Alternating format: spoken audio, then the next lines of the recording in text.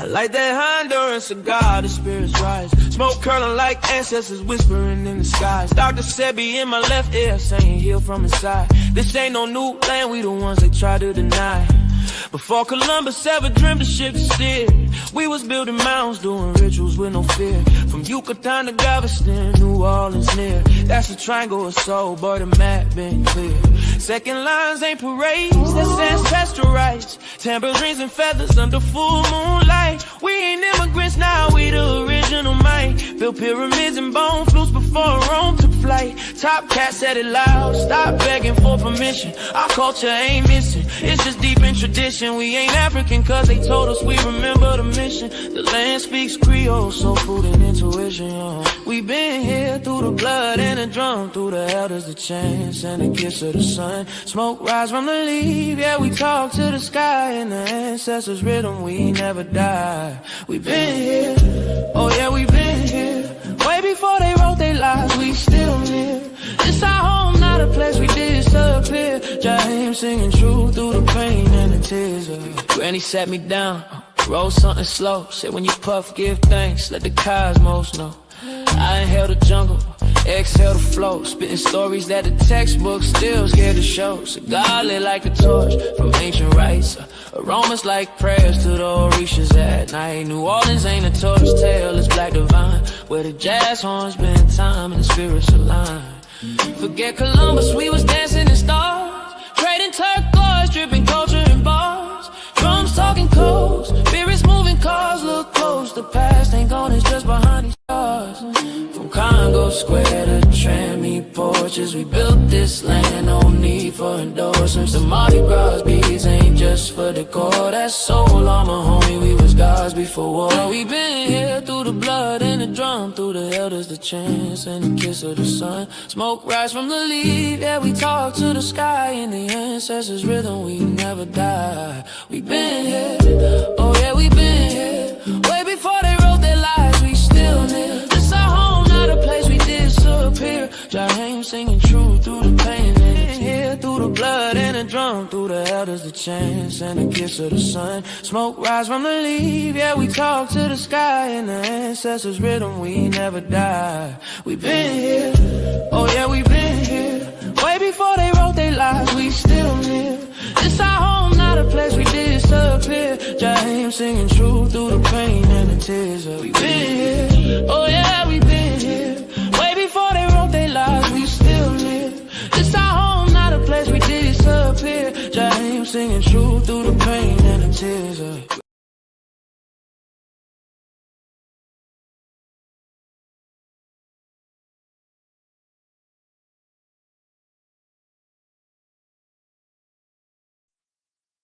Hey, what's the deal? What's the deal? Drop what state y'all calling from, man. Where you calling from? Turn up, let go. On the very first flight, finesse a nigga to get this shit right. Sight, right, nigga, good night. Poppin' that shit cause he thinking he pipes. 100 rounds run with the knife. Me in the wall, biggie your pop. But we so different, we keepin' the clock. I'm on the yacht and the yacht on my wide. She gonna die on the ocean, Dubai. I'ma play dumb, but I see out the plot. She know what I'm by. You hit just to when your heart gonna stop. They callin' the car. I'm on the jet, it's a 20 passengers. I'm the mania, I'm the massacre. I take your heart out and shoot your lateral. Get to the top and we blew the lateral. Run up my money, I'm talking lateral. Got that bitch high off a perk and Adderall. Pull out the fire and you better grab it all. Bitch, I'm offset and I'm about to set it off. He want the scoop, she want the tea. She want the tea, I get out steep. We keeping it street. Cross them up, all these street need bosses. Cross them up, turn your click. I'm Apple with the scissors. Life is a choice, and death is a decision.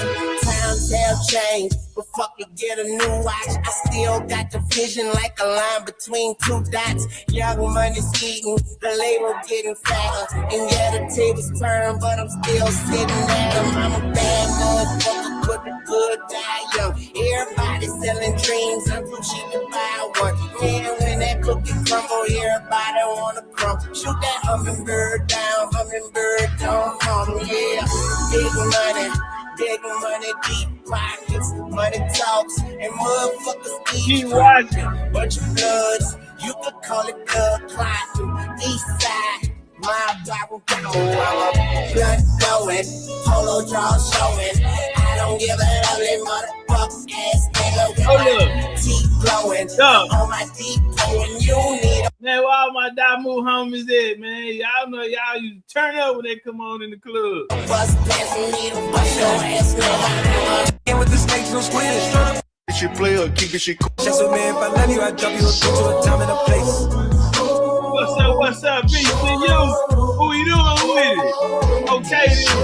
You fuck with me and I'm fucking with you, and this shit getting deep, I don't know what to do. Should I keep this shit player or keep this shit cool? One like the little nigga, go with your move. No cap, I ain't never helped it. Look at my eyes and eat it up better than you. Not to mention you get wet as a pool. Put me to sleep and then cook me some food. Her face expression say she thinking too hard, and I can just tell by the vibe. What's wrong? She wanna fuck with me, I'm knowing she scared. She say she don't want no surprise. Me, either ain't nobody business. Soon as she see me, them niggas get the bending. Deep stroke, she want no minute. I don't feel I can't even finish her sentence. Treat it like a pacifier. For me and your mouth like you teething. I'm digging in and she using the rolls. Gonna fuck around and start breathing. What you want when you hit? Let's go. What you doing tonight? What's up? Wait on you. Wherever we at, we be dropping the low. We be telling each other pull up. This shit got serious. This little situation got me gone. We been at it for a minute. I know it's wrong though. I could just leave alone. I had to double back. I just might lock it down for life. Put her on super max. She got that super wet. She got that boomerang. That shit make you come back. Accident, I take something, ended an hour flat. Lost her man when I had her put it in front of back. Thought she had an asthma attack. Only been a few hours, but it feel like days. Hold up. Only been days, but it feel like months. Turn your click up, dog. Turn them up, turn these streets can't cross it. Crush them up, all these street need bosses. I'm being fortunes in my head, take them schizophrenic. Swear they saying they get it from another planet. 36,000 times do a somersault. You were right, you can live your whole summer out. I'm on my mind, yeah, niggas seeing double y'all. Tell me what's the chance to the fucking both of y'all. She said loans, we can do it with your ice on. If that K, we might well need a light. Hold up. Just blew 1,000 sweet. In my black and orange charger, call it trick or treat. If they ain't nothing to about my goons got gold. How stupid dumb they, my rooms got rolled. Why y'all trip? I'm just fine. 12:45. I can't find. We did it all week. Time to unwind. Train like a tank. You know my mind. Turn your click up, dog. She said, "But I live, we ain't stunting. If walk down, we ain't bunching. No, you can't have We ain't stunting. you got it good to get meet you. Flat in your body can eat it. We make it move like free. Teach you. No, you can't have what I see you. You ain't get it right, nigga, teach you. Fuck what you talking about. God, I'll rush you. Know some niggas that shoot you for nothing. Can't get this spit only morning. No politics and no discussions. Man, that's your knife, cut it. Cut on my block, rush it. Bring every breast to sick home. And we gon' hurt you if you trust it. So these people are still, they see me so funny cause they know the gang and I'm reppin'. Tree shut up, dirty Diana, go get it reppin'. Before you come get it such it. What you know about fucking objections? Dirty the weapon, gun kicking like it's Texas. Move back. Walk in the party with 2 straps. Walk in the party like who that? Say the first thing we gon' shoot that. Shoot first, shoot back. It's automatic when I'm boost clap. A lot of talk on my neck can't prove that. Niggas say I'm trying to prove that. I could put a block like 2 nods. Everybody know I'm not too.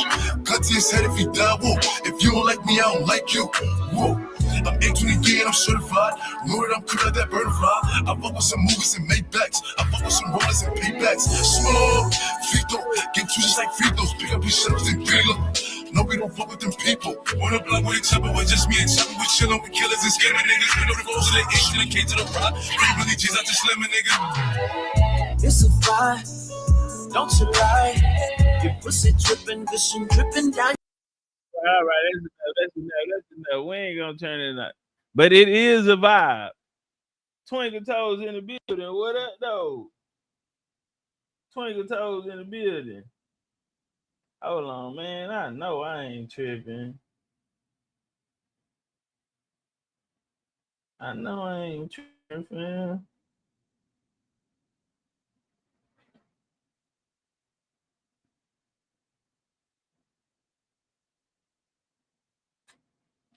All right. Hey, y'all tap that like button. I gotta pull something up. And while I do that, y'all tap that like button. I know I ain't tripping. I know I got it.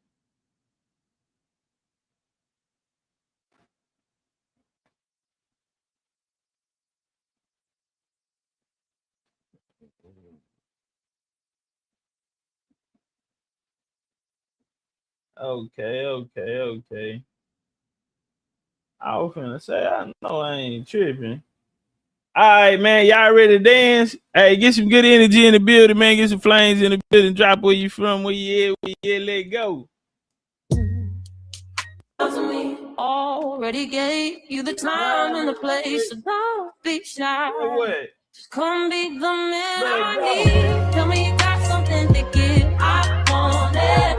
I kinda like it when you call me wonderful. Whatever the type of talk it is, come on then. I gotta know you're meant to be the man I need. Talk to me. Talk to me, talk to me, be the man that I need, baby. Talk to me, be the man that I need. Talk to me, be the man that I need, baby. Talk to me, be the man. Like to think you feel the same way. Hold up. I can't tell with you sometimes. So baby, let's get on the same page. Stop making me read between the lines. Already know I can leave it alone. Oh my, already gave you the time and the place. So don't be shy. Come be the man I need. Tell me you got something to give. I want it. I kinda like it when you call me wonderful. Whatever the type of talk it is, come on then. I gotta know you're meant to be the man I need. Talk to me, talk to me, talk to me, talk to me, talk to me, be the man that I need, baby.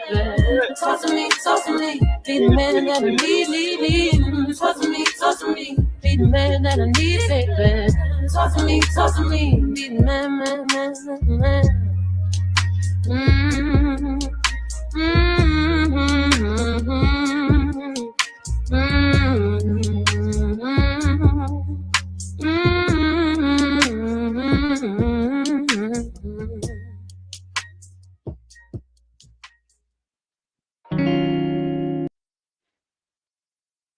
What's up, man? See how y'all feel? Real pleasant in the motherfucking building. That's what's going on, man. Yeah. Y'all see it on the screen. We ain't playing with them. Twinkle Toes in the building. How you feeling? She say, grab your pen and paper. This finna be a banger. Filled with jewels. Cross the bridge in the building. Big American Indian Dream Team. The greatest show on earth. Miss Michelle, how you doing, Miss Michelle? You coming to Mexico? Asteroid, Mo City in the building. Mo City, Asteroid, I know you coming to Mexico. What we doing? Twin in the building. Twin, you coming to Mexico? What we doing, Twin? You bouncing out? Now, look, don't think I forgot about you. But I got my frames today. So it's a few of y'all I got to send some shit to. But I wanted to make sure I had my frames because I ran out of boxes. So, yeah, I just ain't want to send them hoes in the mail like that. So, yeah, I got some goodies for you coming. Don't worry about it. You know, a hug from Big Chief would just make it all go away. Yeah. So we trying to get you down to Mexico with us. Twinkle Toes. We didn't try this. The third time is a charm. We didn't try this once or twice, Twinkle Toes. Now you didn't been there though. We didn't seen you and the young prince. Yeah, I've been building them up. I say, here go the keys. You know, Trees? You know your way back? That nigga caught up with our ass too. Yeah. I got pictures with the young chief and everything, man. Yeah, shout out to Twinkle Toe. A little bit of that. Just pick up and spin around on your finger. Yeah, don't say. Stop playing. She like use all that oil and shit. Don't get it slippery in this motherfucker. Dog Chief, what's up with it, famo? Hey, Miss Elise, how you doing? Sister Wanda in the building. Black Hawk. Wild N. Jones. Dr. Dana Berry in the building. What's up, Dana Berry? You ready for Mexico? You ain't come to the meeting. Look, don't even worry about it. I just send you all of the information, Doc. I send you all of the information. Don't even worry about it. I'm gonna get you right. Cam done. Daniel Berry Sports. What up, though, famo? DC dates. Man, well, let me DC dates. That was gonna be Mother's Day weekend. I woke up yesterday and I had a text message from Auntie. I'm gonna read it. Where's she at? Right here. Auntie say, "Good morning, nephew. The family's supposed to be going to the country on May the 9th, the day before Mother's Day. Now, if y'all remember, I kept saying I gotta get back. I'm gonna catch an early bird flight this Sunday, get back, go put some flowers on the grave. But the fam not going Sunday, as we usually do. They actually going the day before. So I ain't gonna be able to make the DC Philly Mother's Day joint. And at the same time, it was kind of rushed. Cause I ain't gonna lie, before then I had a lot of projects and things I'm working on. And then, Mexico, we had a couple months for that. And then that came around, Unc hit me, man, whatever I can do, you know what I'm saying? And, but yeah, it then we're on the phone, we looking up venues, all type of shit, you know what I'm saying? Shout out to Hawk, AC though, man, we got on the phone with him, the big homie.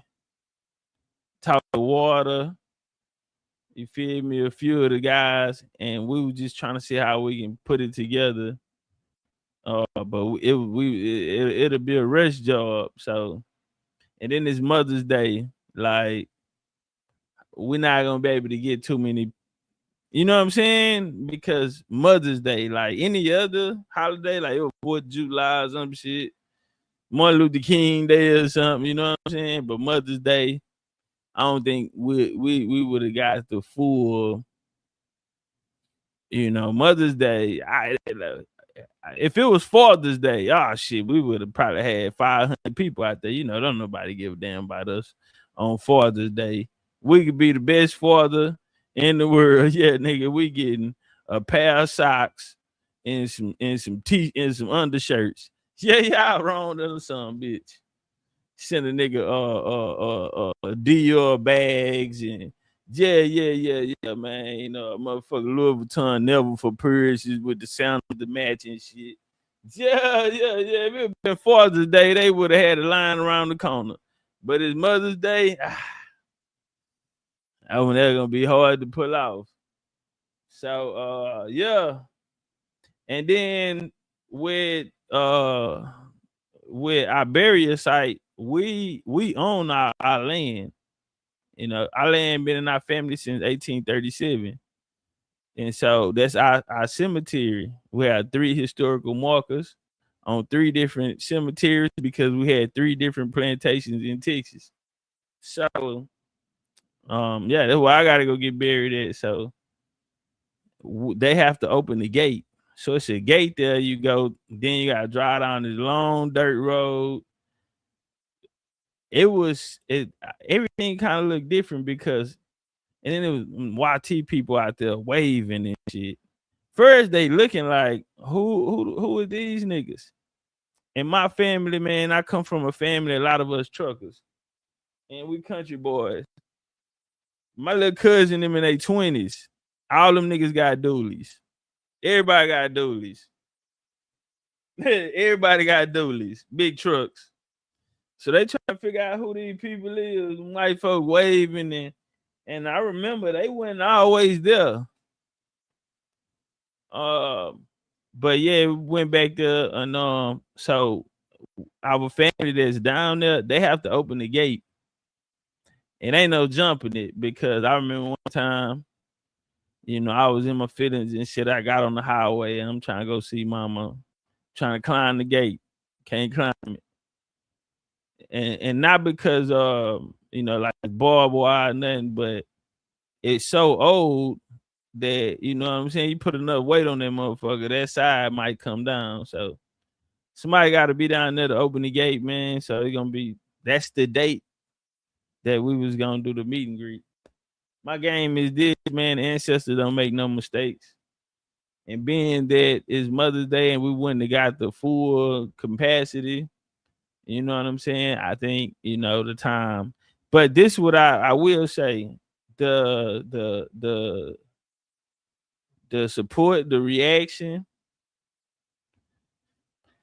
you know, I owe y'all, you know, big time, because Taj Tariq Bey, it wasn't just gonna be me and Rod and all that. Yeah, Taj Tariq Bey was gonna be in the building too. Shout out to Lil Taj. Before I even called him, next day I had a message. He had already told me. You hear me? Say, shout out to Lil Taj, man, my nigga, man. For real. We ain't met, but I swear I knew that nigga before. Yeah. We ain't met, but in person. But I'm telling you, I knew that nigga before. Lil Ty, we done it before, man. Hold on, I'm trying to find a message. I ain't even say nothing to him. He had already hit me and put me on game. Man, I had people hit me up. Hey, I'm coming down to Philly for the meeting. Will you be there? That was a baddie. Let me get y'all out of my business. I did not respond back, but that was a baddie who sent that one. Yeah. Trying to see if the chief in town. Hey, man. So I hit, you know, this little ties hit me the next day. Shoot, you already hyped. Whoa. Let's do it because shoot, you already hyped everybody up. I say let's do it because he say, Ty say shit, you already hyped everybody up, nigga. This shit don't go. We ready. I said, man, that one thing I gotta learn by them. They ready. Them niggas on the Northeast, oh, they ready. They ready. Seemed like it's on already. And I talked to Taj just now. He said he with it. He's also said that. Hey, can y'all hear? Mic check 1 2 1 2. Can y'all hear? Hold on. Let me turn this goddamn blow off. Let me turn this blow off. Hey, y'all jump on that like button. Tap that like button.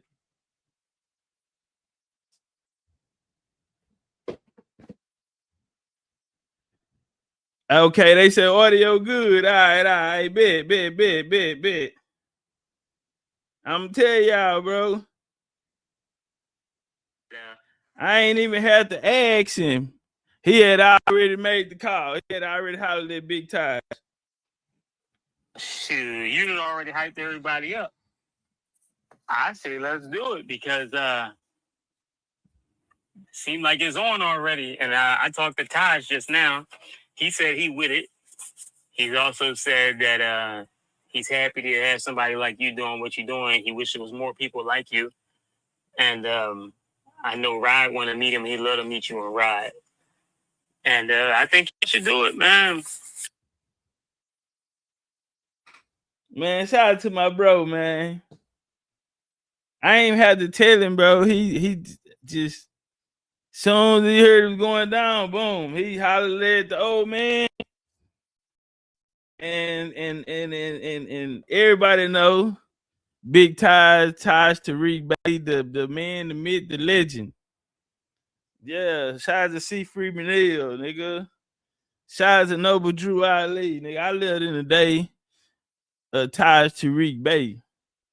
Gang shit, nigga. I can tell the grandbabies, nigga, I lived in the day. I once knew a man. Yeah. The greatest more of my era to me. I got a lot of respect for Sharif Bey too. That nigga, that's so goddamn smart. But yeah, Amani Bey, you know, them my Moorish brothers. Shout out to the homie that died, man. He had, same day he died, he sent me a message. They be, oh, Topcatz be popping on the Moors. Nigga, I know real Moors that really fuck with me. Not you niggas that gotta sweep the floor, mop, and all of that. And you gotta start somewhere. But nigga, don't, nigga, you got me fucked up. The big homie stamped me. Same day bro died, that nigga messaged me that day. And his last message to me was to keep going. Keep going, nigga. Don't change up nothing. Keep your feet on them niggas' neck. Yeah. 4 J Freeway passed. J Freeway used to hit me. You know, I always think about, you know what I'm saying, with a nigga like, damn, man, why we bump into each other now? Like, damn, we should have been bumped into each other. You know, I agree, man. Maybe something changed. Maybe the homie will still be here. Cause I was pushing the line hard, homie. No Indians on the paperwork. We not going on the paperwork, nigga. I'm sending everybody home. Like Big Rocco. Yeah, Big Rocco, Compton Crip. Yeah, OG Rocco. Y'all know OG Rocco, Compton Crip. Yeah. This back when the yeah. Politics. You know what I'm saying? Yeah, the Blue Nose and yeah, and so on. And he was talking about them niggas sliding paperwork under your this, being BGF nigga slide shit under your nigga. Nigga, don't slide nothing under my motherfucking door, nigga. I'm a motherfucking Crip. Don't slide nothing under my door, nigga. I'm an Indian on me. Nigga, ain't no Indians on the paperwork. What he say? Big Rocco say he hit the yard and told all Compton Crips go back home. Go back to your sits. Joe Rockhead, Compton Crip. And I felt that because that was my thing. You know, I didn't even see that. But Kev Mac video, neighborhood, Kev Mac video. Y'all checking my first video on YouTube. Kev Mac TV was my first comment. He said, I see you. Keep doing your thing. Gang shit. So, yeah. When I hit the yard, when I got on here, I say, hey, all Indians, go back home. No more doctrine. Let me take care of them niggas. Yeah, I'm on some Assassin's Creed shit. I'm finna go pop them out. All the dogs, I'm finna pop them and send everybody back home. We ain't going on the paperwork. We ain't going on the NDA. We ain't on none of that type of shit. We ain't doing 501c3 trials. We ain't signing up under none of that bullshit, nigga. We got mothers, fathers, grandmothers, grandfathers, aunties, nigga. We got our own motherfucking matriarch at home, nigga. How dare we? Nigga, take your ass home. Give a fuck what somebody done told you. And then I commit to putting hands and feet on anybody that was on any of that type of time. And I said, ain't no options, nigga, to be no Indian. Either you Indian by blood or you an immigrant. Period. Nigga, it's only two choices. Ain't no, you can't give our people no options. Can't give them no options. So it says only one way, nigga, and it's Indian by bloodline. You ain't on blood. You ain't standing on bloodline. We standing on top of you. Yeah, on top of your head. Gang shit, nigga. And we pushed it. And that's why this new wave of grassroots movements, everybody on lineage. I'm okay with them calling it lineage. I know it's the same thing.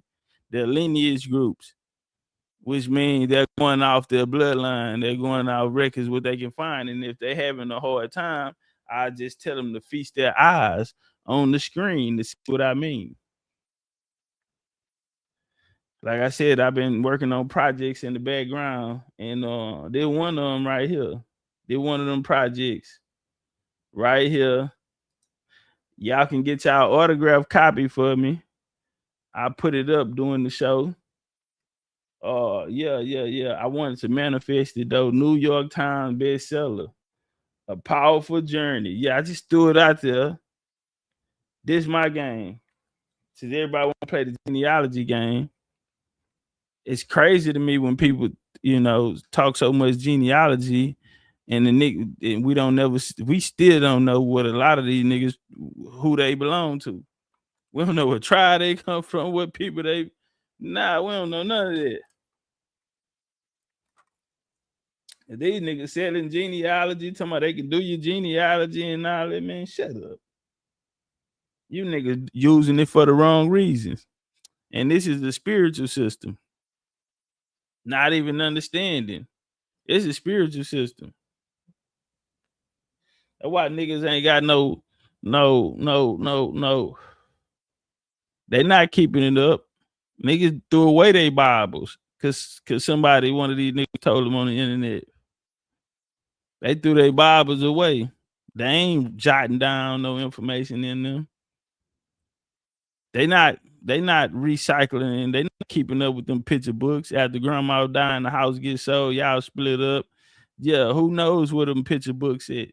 We grew up, everybody had encyclopedias and picture books of the family.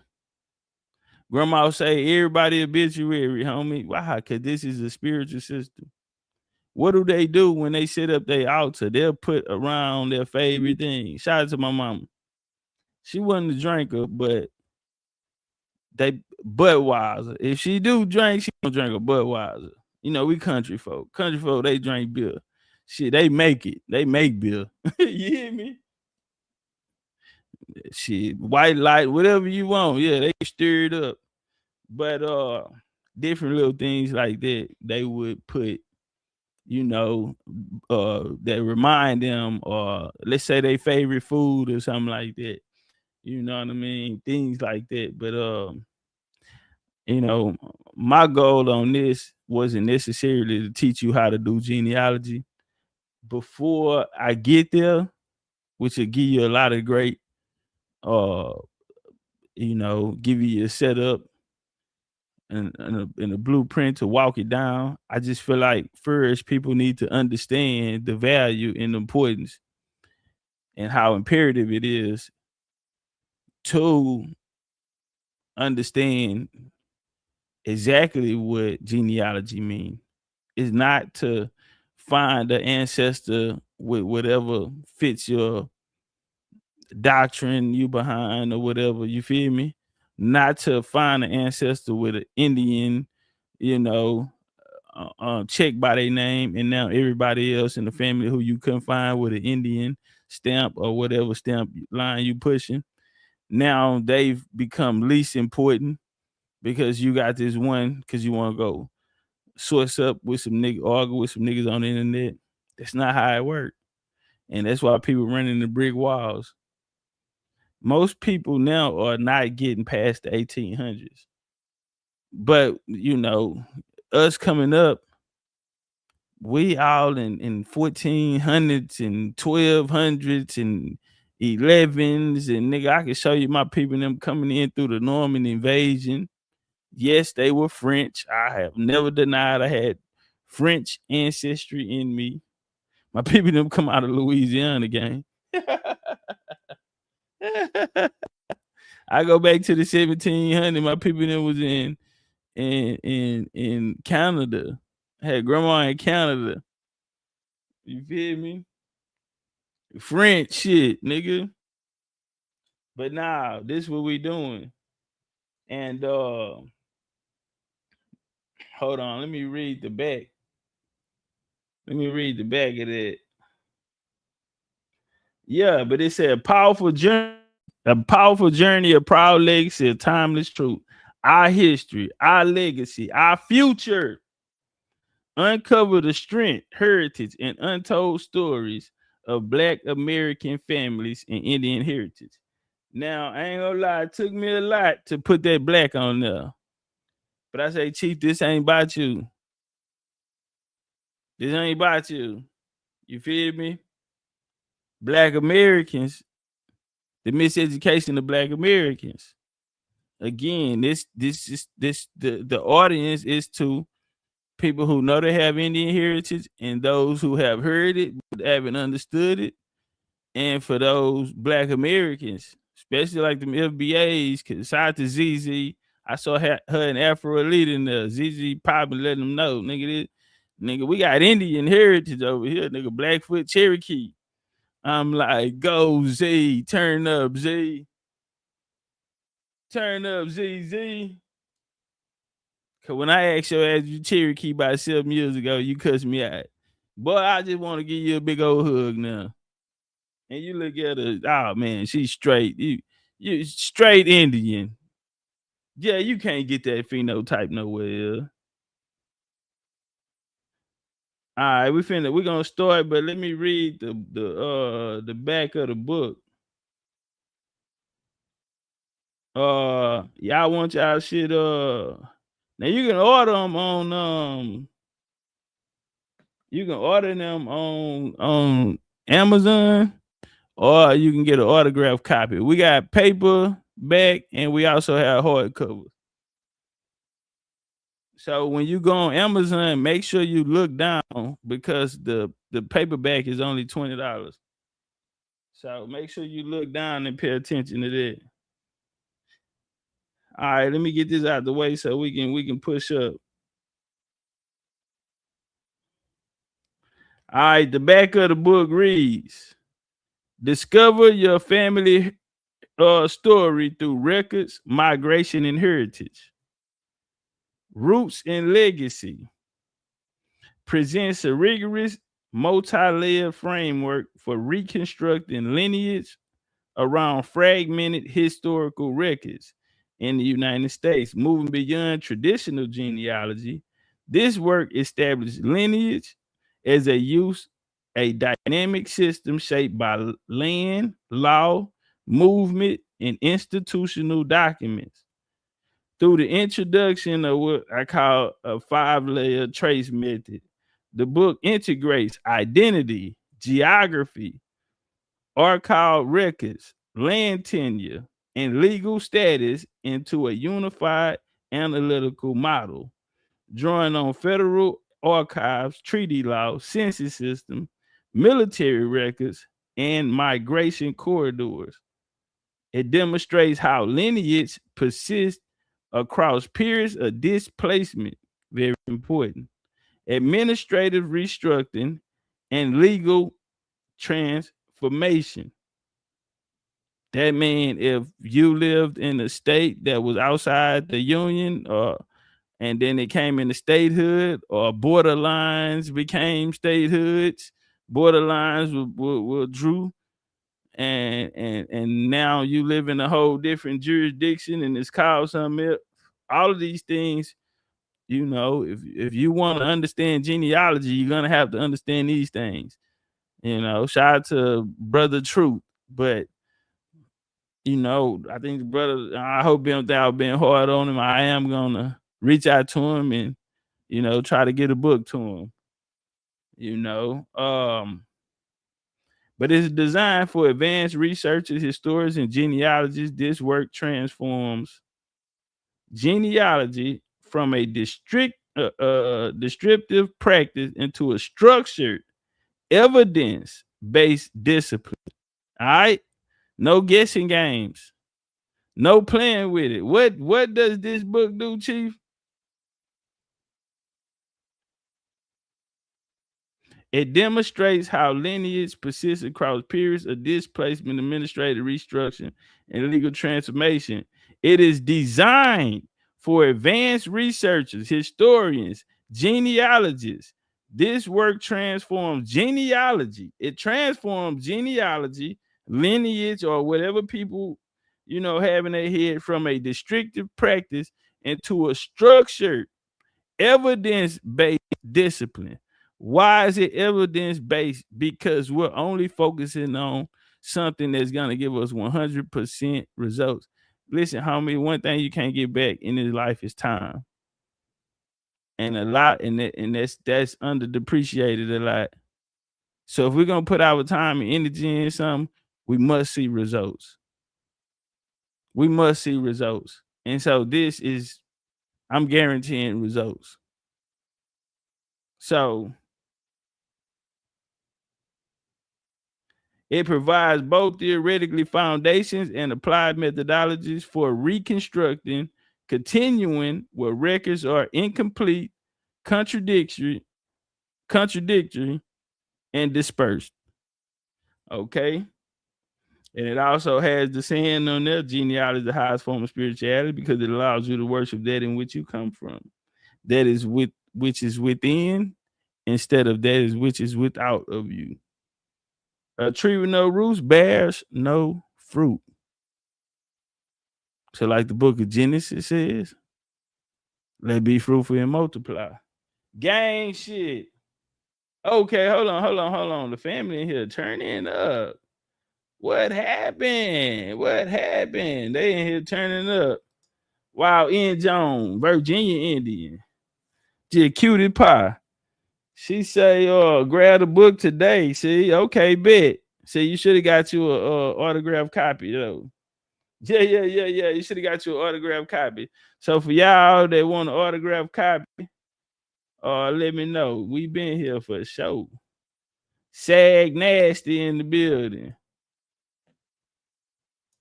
Miss Tammy, what up, though? Hey, y'all tap that like button. Nene in the building. TJ, Big Texas. Waco in the motherfucking building, man. Waco, Texas. Right up under TP2 Live. Hey, TJ, this the homie TP. He right from around that area right there by Waco. He out of Paco. He out of that Pecos, Texas area. You got family out there. If you familiar with Pecos, Texas, man. Jacksonville, Florida in the building. What's up with it, Jack Town? Them Bama boys in the building, man. Yay. We got Lisa, now Cali in the building. Y'all know how I feel about them North Carolina women. Don't do this to me. Y'all know good and goddamn well. Texas, Alabama, Upper South Carolina, and Northern California. In Jesus' name, bless me, Lord. Mo City, Texas. King of the ghetto. Yeah, North Carolina in the building. Maryland in the building. Galveston, Texas. Mid Perry, you from Galveston? You going to Juneteenth? Hey, for the people in the Midwest, Ohio area, Cutting Jr. have something going down in Ohio for Juneteenth. If y'all know Junior, goddamn it, when I ain't here, Junior is the chief. Like a motherfucker. But that's my big cousin here in the Ohio area. Man, you know, whenever he put his hands on something, it's gonna be set up all the way right. You feel me? Everything gonna be organized from A to Z. So if y'all want to do something in Juneteenth, he has something going on out there with the good people. They even having line dancers and Zydeco people coming down from Houston, out of Texas. So yeah. Bad news, Virginia, Mr. TD in the building, man. Capo, BCU lieutenant in the building, man. Hawk, B-Nose, Angie B. What's up, Angie B? B-Nose in the building, man. Playboys in the building, man. Turn on one time. Big co-sided ran in the building, man. Solo 175. Big dead. Kansas City in the building, man. Hold that. Cash in the building. Ty, South Carolina in the building, man. Nah, it ain't Freaky Friday yet. We getting there though. Say, yo, Chief, you ever seen the movie The Old Guard on Netflix? Nah. I'ma check it out though. I'ma check it out. What we got? St. Louis in the building. Shout out to St. Louis, man. A. Reeves, Warrior in the building. Arizona in the building. Turn up one time. Huntsville, Alabama, man. George, you know how I feel about Huntsville, man. Huntsville, Alabama, man. Montgomery, Alabama, man. Tuscaloosa, Alabama, man. Yeah, I got all that blood running through me, man. Chi-Town in the building, man. A. Reed, what up, though? Uptown in the building, man. Tides Uptown in the bid. Chi. Justice, what up, though? Angie B. New York, hold on, Angie B. Philadelphia, yes, ma'am. But New York to Philadelphia. What's up, backyard? Astro in the super chat. Kerry Bay in here, goddamn. And no, that's not a Venezuela flag. They trying to call ICE on my nigga. No, he legal. He got his papers. He from New Orleans. Dame in the building, man. St. Paul, Minnesota. Okay, turn up one time. Minnesota in the building, man.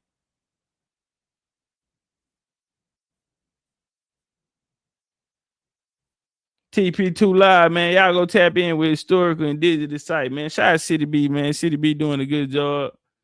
And I seen him give the homie TP2 Live his credit the other day. I told you, gang, you created a whole nother lane, nigga. Created a whole nother lane. And, you know, what's great about it is you inspired other people that was around you, homie. They ain't know if they can do it. You feel me? They saying you do it and they tried, and then I see you giving them, you know what I'm saying? Telling them, hey, man, keep going, keep pushing, keep working. Man, that's what I'm talking about, man. That's what make us strong. You feel me? Coolie G, what up, though? Where that gas at? Put it in the air, Coolie. War Chief say, I'm going to Mexico in a few weeks. I'll pull up July. He say, don't know the settings. Toronto in the building. Okay. Are you coming from Toronto, Canada? Bet. Yeah, we're gonna bounce back out Sunday, but we already had the hotel and all that. If you was at the beat, hit me up. I'll send it to you. I'll let you know which one it was, so y'all can go and get right. AU Gold Authentic Top 137 J King in the building.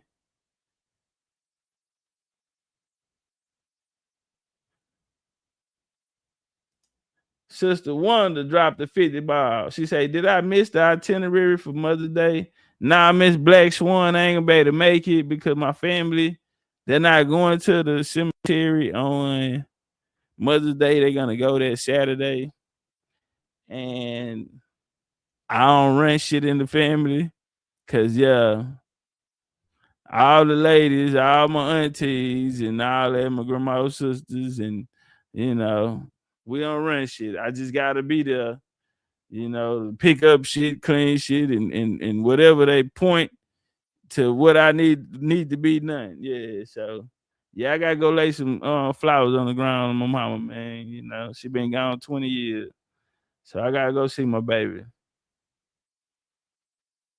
Yeah, I tried to make it though. I was gonna come down there on that day and then take the early bird flight. I found one at 5 a.m.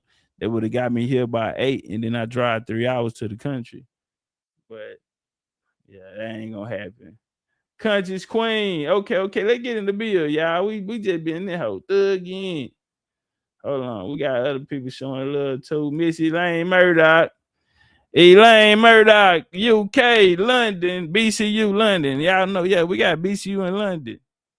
We got BCU Jaguars in London. You better let them know, Elaine. We got Jaguars in London. This shit international. Mimi, what's up with it, Mimi? Mimi, you know a lot of people don't know this, you, Jamie. You fuck around, need to go to BCU Mimi or something. You know, I be forgetting sometime to this your ass. But tell mama I said, hey. Tell mama I said, hey. Me and Melina, me and Mary Jane. Big Chief Donna Grant in the building. Hey, Rue, what it do? All right, y'all. I feel like we've been going and going. We need to get to this bill. Gang. Chattanooga in the building. What's up with it?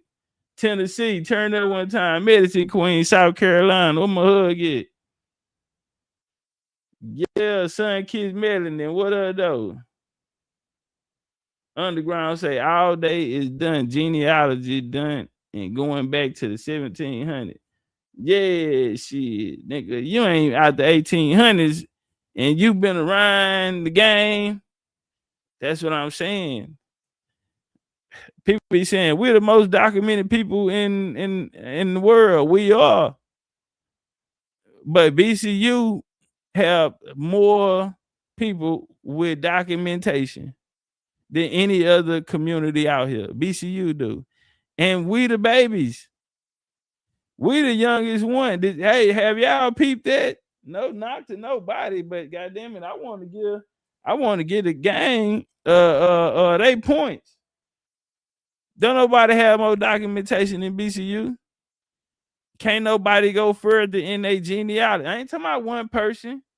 Cause see, we can get a whole lineup up here and run you. Attitude reflect leadership. Attitude reflect leadership. If we say we are genealogy based and that we stand on our bloodline, we fight for it, all of that shit there. But over here, we down in them 1700s. We down in them 1600s.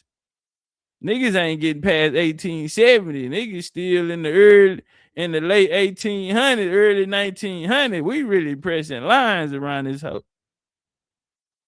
I wouldn't care what community out there, they are not fucking with us. Am I lying, gang? Nah, that means what we've been doing over here is been strictly based off result-based energy. Result-based frequency. That's what we've been putting in the air. And that's what we've been getting in return, homie. Because when people talking at 1800, 1900, you can't talk to us about no genealogy, no lineage. You don't even understand it. You trying to use it to argue with a nigga on the internet. A1K, what up, though? GA to Venezuela. Colinago try. Shout out to the Colinagos. OGJ said, I like to purchase an autographed copy. All right, I'm going to have him up, and I'm going to let y'all know. Goddamn, James came through. He said, I bought a book earlier today. Hey, was it a hard copy? Don't worry about it, James. This is what I want you to do. You can have that one, but I'm going to send you one to save. And I'm going to autograph it. I'm going to write a big old paragraph in the back of that motherfucker. And just put that one up. You hear me, James? Yeah. I'm tap the homie with the elbow. I got you. Okay. No smoking on the road. All right. Don't worry about it. But when we get to Mexico, yeah. We turn it up. Carrie say international BCU. They better know it. Lucchini. All right, Lucchini, man. I know you bouncing out with us. I gotta have you there, man. I gotta call no sellout. I need the gang with me, man. What we doing? Tribe, what's up, Tribe? Whole lot of gang shit. Tribe ain't gonna be down there now, but I'm coming this year. I'm coming to the Northeast this year. Tribe, you gonna help me set it up? Go on, follow me on Instagram, Tribe. I want you to help me set it up. So yeah. I know you out there in Jersey area. Hit me up on IG. Do you have my IG or are we friends already?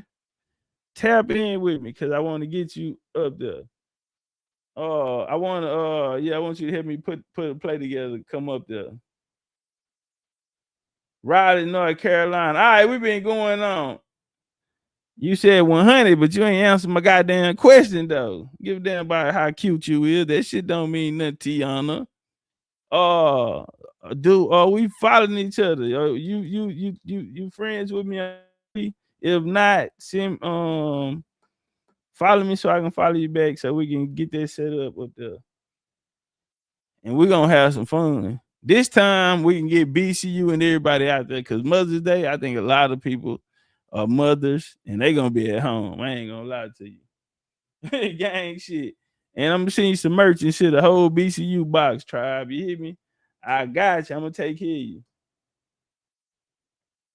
All right, y'all. He say, babe, my apology, fam. I'm realizing my bad, low. Okay, talking one of the fans.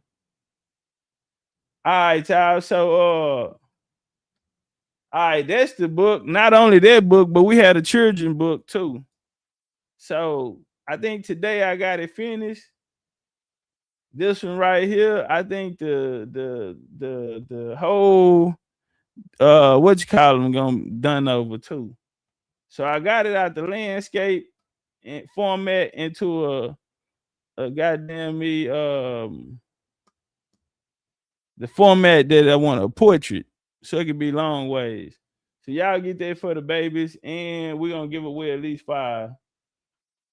Yeah, we're gonna give away at least 5.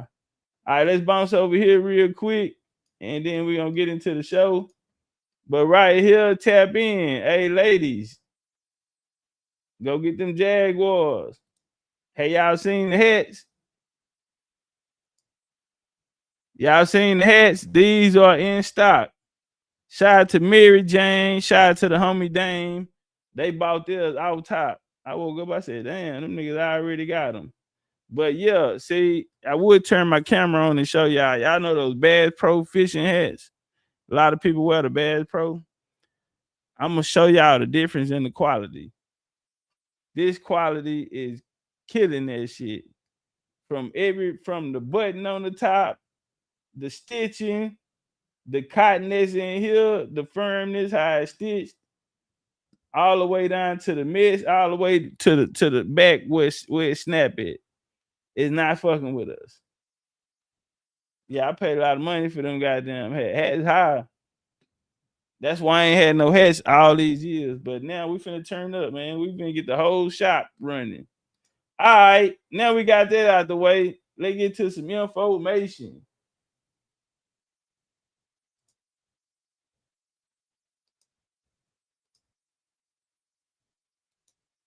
Let's get to some information. Blacks as well as whites were isolated by the mountains. So we're going to go into Civil War history. We're going to go into some Civil War history, you feel me? And shout out to Tazoriak, but I saw Tazoriak put up a poster there about what's the homie name? Vicente Guerrero, first black president of Mexico. And I'm like, fam, you so far off. Man, they need to get a BCU platinum pack, fam, and learn everything they can. Ebenezer, Indian Carter in the building. Chief Hakeem. Y'all seen them hats? Them hats gonna be gone long. Look at Country Queen. Say, I like that look. Them hats are going to be gone. Sherelle told me, put me 2 up. You know I like hats. I'm gonna have to get her motherfucking ass a discount. And yeah, that nigga, that'll be working me. And her husband be sitting right there. He's like, I don't even know why you be going through that shit, Topcatz. Yeah, she talk crazy to me. Tell mama I said hi though. And that one I give you the discount on, that ain't for you, that's for mama. So make sure she get her shit. Yeah, real. I know your ass in the back listening. Let's turn up, man. When he said my birthday coming up. All right, bet. I got you. What you want? What you want? The book, the hat? I just had some new frames come in, but really they like boxes. And hey, I'm looking for 2 people, man. The homie 7. I'm gonna send you your frames. The other ones that you have, it don't matter. You can just show some love in the Cash App or something. Whatever you feel. The other guy that got the 3 pair of glasses, I accidentally sent him one because I was trying to send 7 one just on the love. He bought one. I wanted to send him some love. His package got mixed up with another dude. The other dude said he don't want to give them back. He didn't see those glasses on there. How much do we want for them? I tell you like this here, family. Those frames, them hoes, plus that extra pair that I sent you that was supposed to be for sale, just put something in the Cash App. I ain't even gonna give you no number. I'm not gonna tell you to send it back neither. I'm gonna tell you keep it. Just put something in there.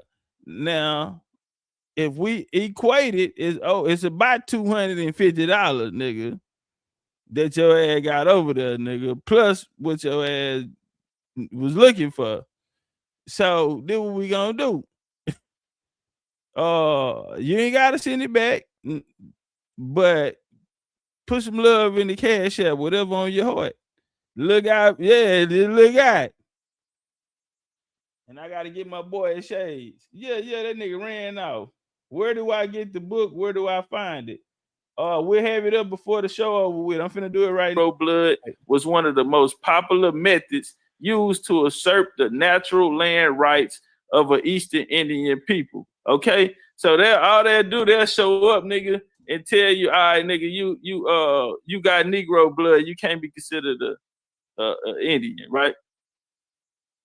Now they'll just show up, nigga, you, and that's how they was taking the land and shit. The list of tribal remnants who were at this point recorded as mulatto included the Mixed Creek Cherokees of the Indian people. The list of tribal remnants who were at some point recorded as mulatto included the Mixed Cherokees of Alabama, Mixed Choctaw, the Chowans of Alabama, the Lumbees of North Carolina, Natticokes of Delaware, and others. For a perfect example, the confusion suffered by lawmakers attempting to place the mixed bloods in some neat category. Listen. Okay, now remember, I keep telling you niggas it was a hijacking. So these white boys was mixing in with these black women, and then they'll take the kids. Please understand that black at this time is not a skin color. It's a caste system. Okay, so these are black Europeans. Let's walk. And have the kids marry a white woman. You see what I'm saying? A free woman. If you was mixed blood, you had special privileges. Why did they have special privileges at this time? Because they did not want them niggas to join in with the motherfucking Underground Railroad. At that time, they was losing all of they slaves and shit. Them hats gonna be gone. We finna walk through this shit. And we ain't got but 60. We only got 60 hats. Them all gonna be gone. How y'all feeling out there, goddamn? Bang the goddamn right button. Bang the goddamn Cash App. What's up with it? Florida. They were there she go, Gabby, escaping servitude. No, mama better get her hat. And they Indian homeboys. And I sent my boy one. So when it got down there, when it was a decision, am I gonna ride with these niggas in the north? These the niggas who I've been banging with. I've been banging against these niggas. These niggas are just now getting down here. You got some white boys, some other white boys down here. Niggas are subject to slavery and all of that, but them niggas live on their side, we live on our side. No different than how it is now. You know what I'm saying? No different than how it is now. White folks, they got their little areas where they live at, nigga. We got our areas where we live at. And so it was all about, am I gonna ride with these niggas in the north? These niggas who took my land up there, who I've been beefing with, or I'm gonna bang it out down here and keep my land. You know what I'm saying? Keep my land down here. And so that was one of the major reasons why a lot of them niggas rode with the Confederate. Cause see, after the war, you had the Daughters of Confederates. They wrote a lot of history on the South. The Union told their side of the story on the South. You know what I'm saying? But a lot of niggas fought in the Confederate War. They wanted to make it seem, even when you're dealing with the Confederate flag and shit, that's an Indian flag. You know what I'm saying? A lot of that shit down there they got from niggas. You know what I'm saying? All right, now watch this here. The story of black people in Western North Carolina is different from that of blacks in other. Hold on. It is not certain when blacks first came to Western North Carolina. It can be proven, however, they had been more than 200 years. While blacks in the area were not always a cohesive group, they did struggle collectively as a people to secure economic, social, and sometimes political advancement. A few black people were economically well off, politically astute, and eager to obtain an education.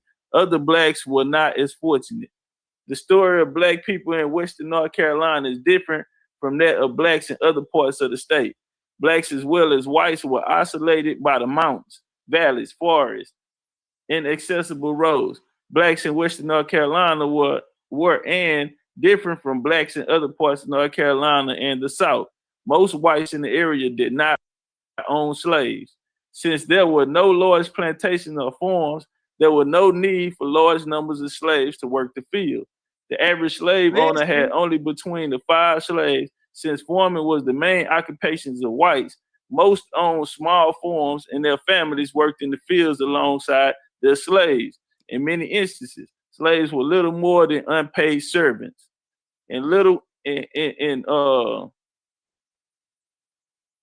Slaves were little more than unpaid servants. Hence, they were treated more humanly as well as clothed, fed, and larger plantation slaves. Nonetheless, it should be emphasized that they still slaves did not have their freedom because of small farms that were a close relationship between master and slave. Black slaves, hold on.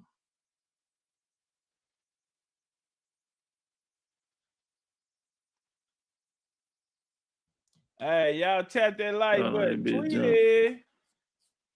Tweety, that's your new. That's Tweety, huh? All right, check it now. The book on the site now. This from Black Heritage of Western North Carolina. Hold on, down my part there. Let this be a lesson to y'all. This is why it's important to do PowerPoints. Mentions of the expedition of Hernando de Soto in the 1540s when they supposedly climbed the Blue Ridge Mountains. The same writers of Tar Heel history suggest that blacks also were with one part of those expedition in 1560. Y'all hear this shit? Niggas been showing them the routes when they got here.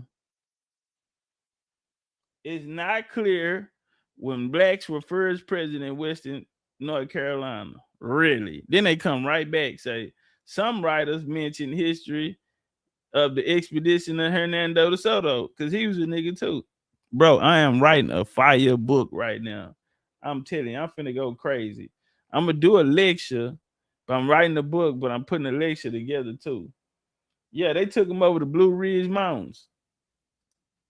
All right. When De Soto came through there, they say, some niggas, you niggas took them over the Blue Ridge Mountains. Yeah, they did. They spotted your nigga ass out there with that white boy. He done put something in your little pouch, and you done took him over the damn mountain. Yeah. Some writers say Tar Heel history suggests that blacks were also on part of those expeditions in 1560, where they marched through the southwestern part of the state. Another writer pointed out that blacks came to Western North Carolina with the Cherokee Indians as porters and teamsters in the 1670s. The writer also mentioned blacks, both free and slave, in East Flat Rock, 1730. Black slaves worked on Samuel Davis' farm in 1784. Davidson immigrated from the Piedmont of the Carolinas, was the first white settler over the mountains. Rufus County having blacks, the first white settler over the mountains. But you niggas been taking niggas over that bitch since the 1540s. Nah, I appreciate right you, over the James. motherfucker. Appreciate you. All right, let's come over here real quick. Some descendants of free people of color attempted to impose. I'm gonna throw you some frames and everything in information. there. Don't worry about it. I got your whole BCU pack. Hold up. Y'all see OG on there with the yeah. With the curriculum in the hand. So we got long after the war ended, he wrote that the church was built in 1859 and no slaves were admitted, even after the war. It would not for a long time admit any Negro who had been a slave. The line always been drawn between those born free and those shot free. Legal distinctions between free and slaves ended with emancipation. Yet the change did not necessarily correlate with the social practices. Post-war, North Carolina was legally divided dude, I gotta into racial categories. Dude. Did you get your frames though? But the legal division did not create racial community among people classified as color. By the late 19th century, informal social distinction became racialized in parts of southeastern North Carolina. With the support of neighboring whites, some individuals formally categorized as free people of color pushed for and won recognition for their localities and the state of falling under a distinct Indian racial category. All right. Now you have these people in North Carolina, they are fighting for their Indian status to be recognized as their tribe. They are listed as free people of color. You see what I'm saying? In North Carolina, through these laws and shit that they made. Through these laws that these white boys made. People of color pushed for and won recognition for their man, that bitch jumped on me.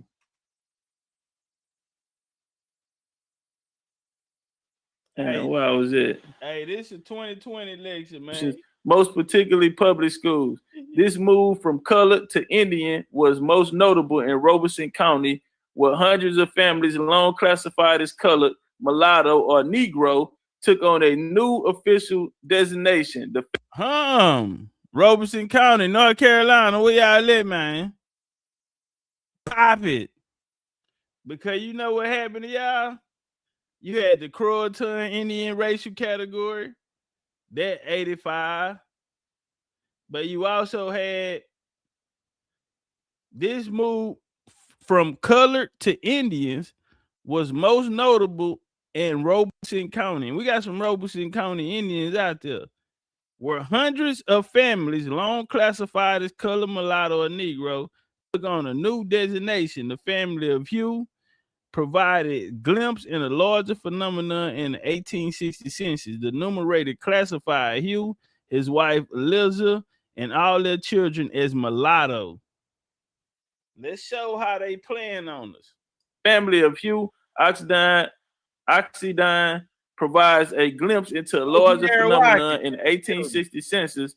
The enumerator classified Hughes Oxidine, his wife Eliza, and all their children as mulatto. Census enumerators continue to categorize the Oxidine family as mulatto. Subsequent census until 1880, when a federal official visited Robeson County to discuss Oxidine's claim against the government for property taken during the late war. He asked him whether he had taken the rebel loyalty oath. Hugh Oxidine offered the standard response given by people of color.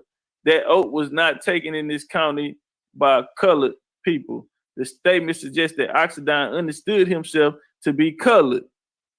Okay, so that like niggas be running around here saying I'm black, I'm a black man, I'm B1.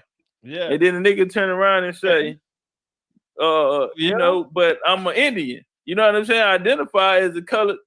This nigga right here identifying as colored, but he an Indian. His classification should be an Indian. That if it's not. All right, so damn, we got Brother Rick in here. That's not a name. That month, if you got that name, damn near everybody with that name got blood ties to each other. So yeah, man, we talking about your people now. Yeah. You was here. They looking for you. Nah, long game. This spiritual, homie. They looking for you. You must have been looking for them. You must have been looking for yourself. Yeah, they needed you to know this. And they fought. They fought from 1860. The census enumerators fucked over them. Plus, when North Carolina coming to statehood, all the way up into 1880s. All right, but he messed up because he was using the wrong language. You feel me? But like he said, they took his land. Y'all, man, that shit, that's your land too. You hear me? Yeah, they came and took the land. Neighbor recognizing him as such, and most importantly, that the legal limitations forced on people of color applied to him.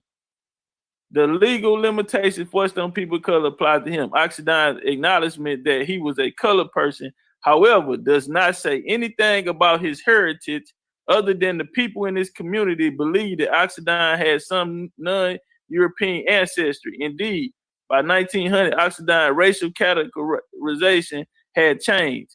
The enumerator of the 1900 census classified Hughes Oxidant. Hold on. Let it jump real quick.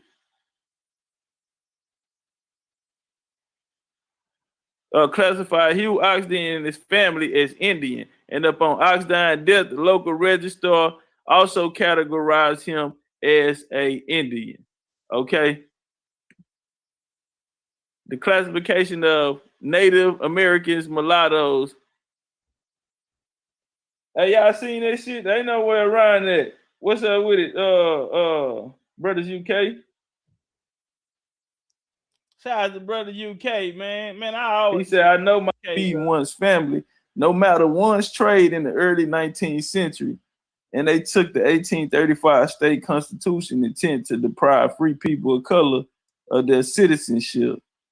And they took the 1835 state constitution intent to deprive free people of color of their citizenship as licensed to further abrogate their rights guaranteed by federal constitution, instead of allowing all free North Carolinians the right to carry weapons for hunting, personal protection, or military service.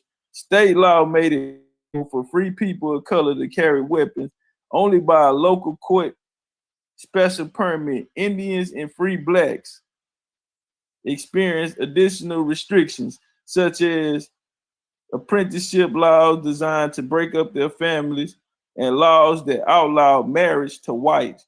Furthermore, a free person of color could not legally collect a debt from a white person or testify against him in court. All right. Now, you know, in history, they be telling you, oh, you was a slave, my nigga, you was a slave and shit. And, you know, the white boy used to just kick you in your ass and all of this type of shit, right? Through these different laws and shit after the wars, right? What they started putting on motherfuckers. Now watch this shit here. I got some shit for this that respectfully I had contributed to this platform with facts that I have yet to be debunked. I researched this topic and others. I can prove my sources. You want a link, Rob? Man, don't even let them. Nah, don't do that. Yeah, Rob. Okay. He want to fight. In the chat, I'm respectfully listening. Just like I said, once it got to the point where I wasn't questioning you, as you can clearly see in the chat. If you follow the chat, you will see every time I posted anything, it was respectful. Are you saying this? Are you saying that? You know what I mean? And I'm just listening. So he's going through the different forms of slavery. You got the enslavement by the French. We'll just go over a little. In the French colonies of American Indian slavery was never authorized by legal declaration during the early colonial period. In fact, the matter received no attention whatever from the home government. Such lack of notice on the part of the monarch was due to insignificant American affairs in general and to take unimportance of the institutions of Indian slavery in particular. Gradually, however, as the matter began to assume importance in the system to trade through the without the bomb. Hold on, let's get back to the goddamn bill. They come through here fucking up our as early as the late 19th century in the 19th annual report of the Bureau of American Ethnology noted that a considerable proportion of themselves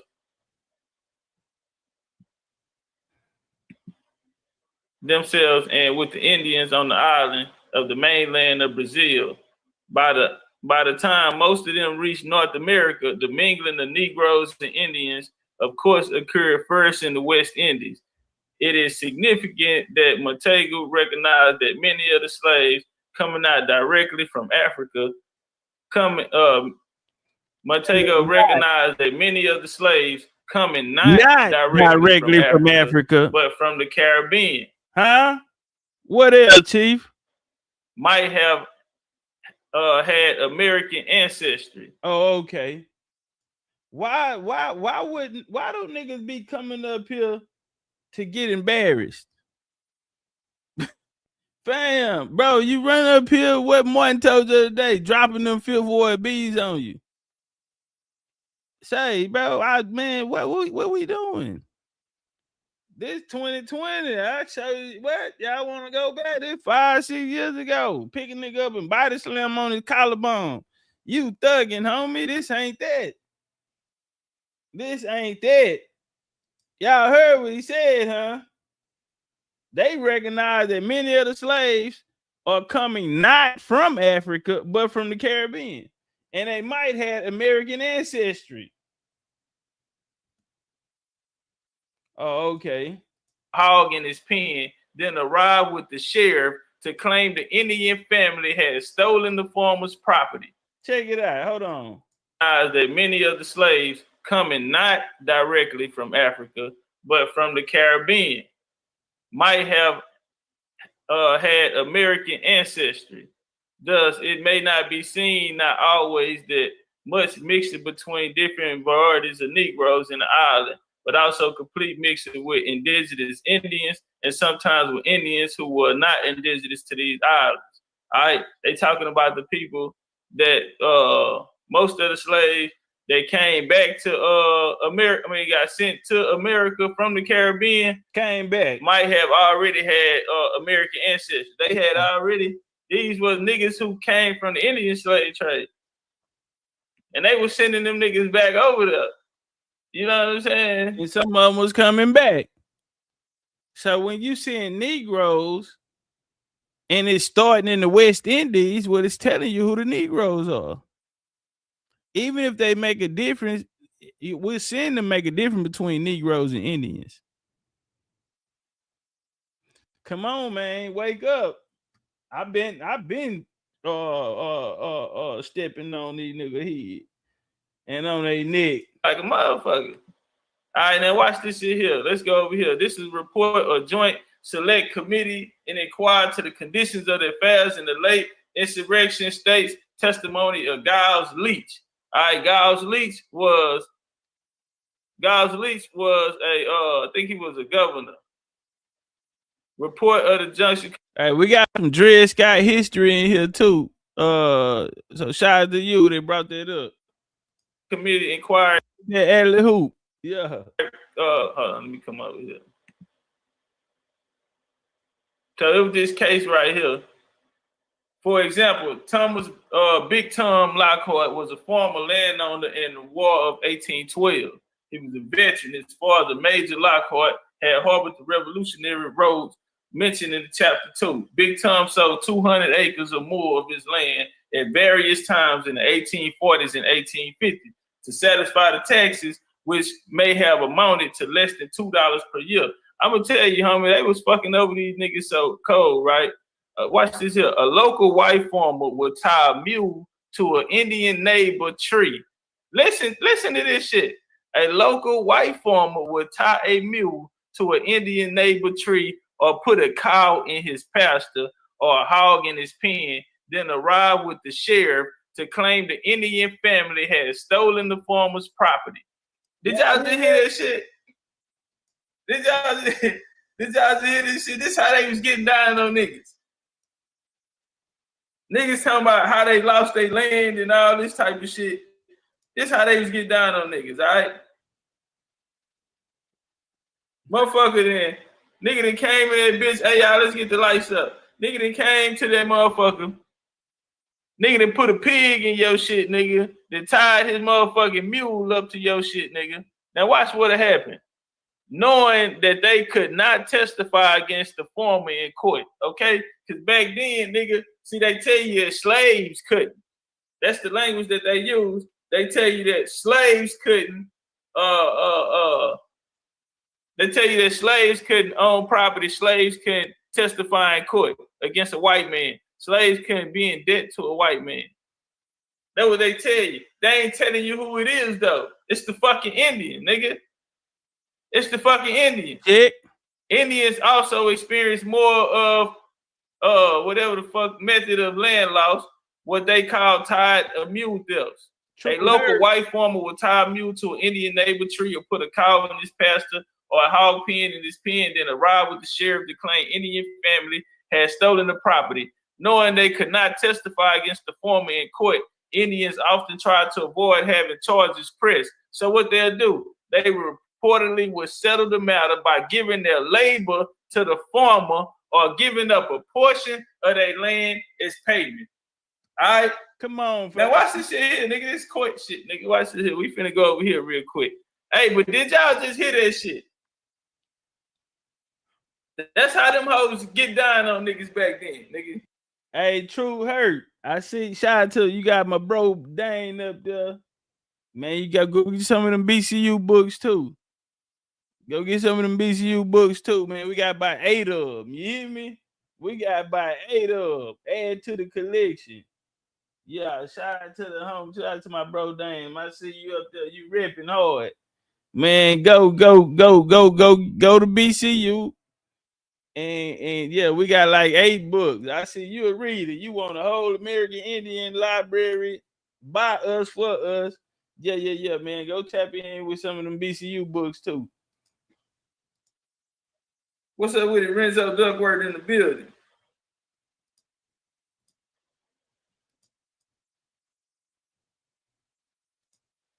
Big Tom told Judge Giles, he said, we used to own all the country around here. I want y'all to listen to this. Hold on, let's go back a little bit. Check this out. 200 acres. Did debt to a white man. That's what they tell you. They ain't telling you who it is, though. It's the fucking. That's how them hoes get down on niggas back then, nigga. Big Tom Lockhart, he was a former landowner. Big Tom sold 200 acres of his land, right?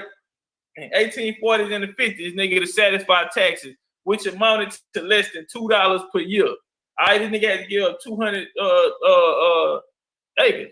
This Big Tom, nigga. Now watch this here. James and Cecilia Lowry, grandson Sinclair, reportedly told Judge Giles Leach, we used to own all of this country around here, but it was taken from us somehow. The judge, Indians say all this around here was ours. And now we wake up and somebody else talking about they claim it. Somebody's there. The walk. Judge office sat in a building that Sinclair, a carpenter, had built, and his obvious skills and intelligence. It seems unlikely that he thought the land simply went missing. Okay? All right, now this nigga here, Big Tom, had to give 200 acres, nigga. 200 acres because these hoes ran the play on them. Niggas be talking about what happened to all y'all niggas' land and all this type of shit, right? These niggas. Big Tom Black. I'm finna show you. Big Tom told Judge Giles, he said, we used to own all the country around here. He talking to but a it was judge. taken from us somehow. The judge office sat in the building that Sinclair, a carpenter, had built, and obvious skills and intelligence. I'm trying to figure out why niggas, the only people in America, build it. The white boy ain't build it, niggas build it. Niggas cooking, niggas putting down the railroad, niggas map making, niggas are the interpreters, niggas are the motherfucking scouts, niggas are the cattlemen, niggas are the niggas with the best shots, niggas are the best soldiers. I'm trying to figure out why is it all niggas? How did Africans become weird? How can them niggas come over here and do something that they ain't even did in their own motherfucking land? But I wanted to ask a question about Stono Rebellion. All right. Who would you say was the leader of the Stono Rebellion? Stono Rebellion was different periods, so it wasn't really no leader. Well, it was just different periods. I'm referring to Jeremy, the Stono Rebellion that happened in 1739. Yeah, we're gonna move on from that. We've dusted that up, put them in the bag. They still in Indian history. From Congo. They had made the mistake, and there was 25 of them that was all together, and they could speak their native language. Yeah. You know. That's what happened. Yeah, that happened. 1739. Okay. It's September 9th, 1739. Yes, sir. No problem. All right. So you said they made a mistake and brought in too many. See, normally they would bring some from the Congo, and then a few from Angola, and then they'll get a couple from Charleston, and you know what I'm saying, and they mixed them all together. You see, because they got ships coming in. You know that's what happened? You sure that's what happened? Cause I got something different.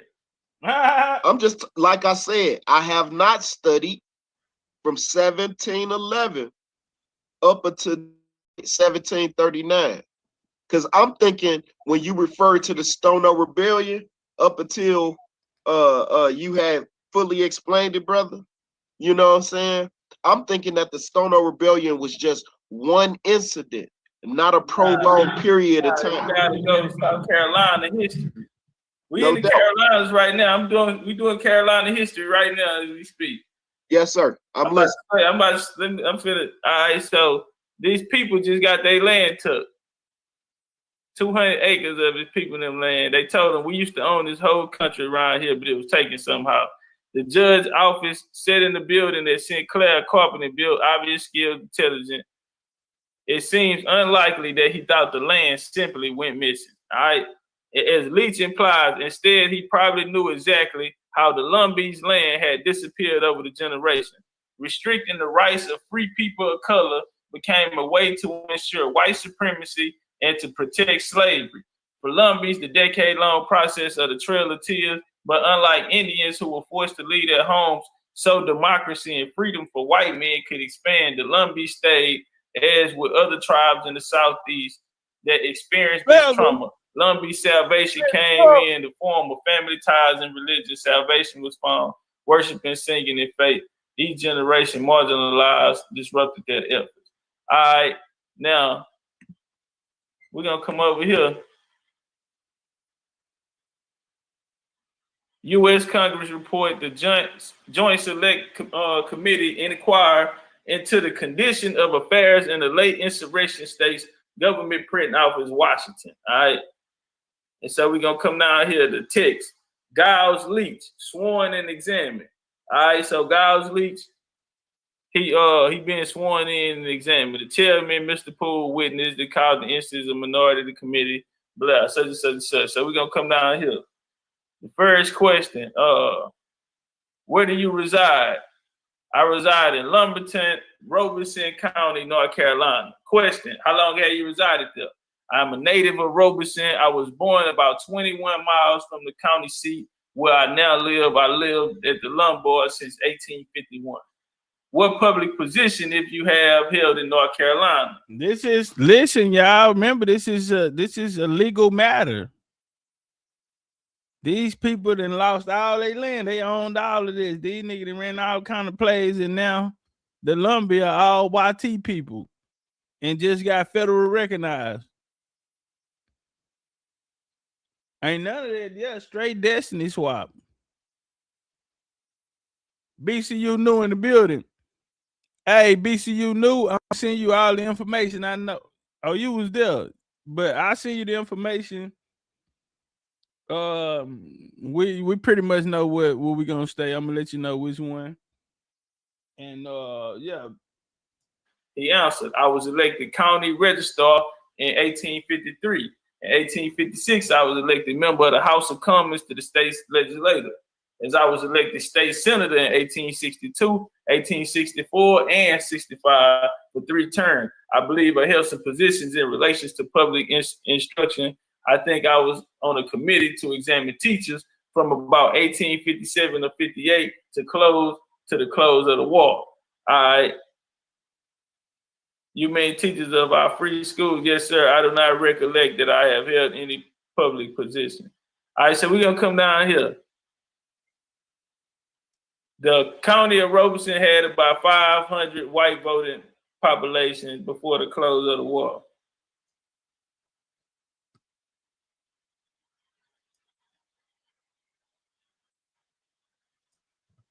My bad, let me send this. The Spanish, Portuguese, and Indian. About half of them have straight black hair, many of the characteristics of the Cherokee Indians in our state. Then, as they amalgamated and mixed, the hair becomes curly and kinky, and from that down to real woolen hair. Question: you think they are mixed Negroes and Indian?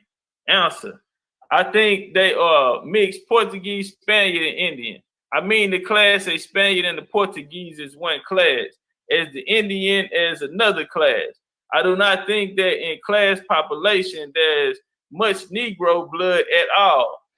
Of that, half of the color population that I attempt to describe, all have been always free. Huh?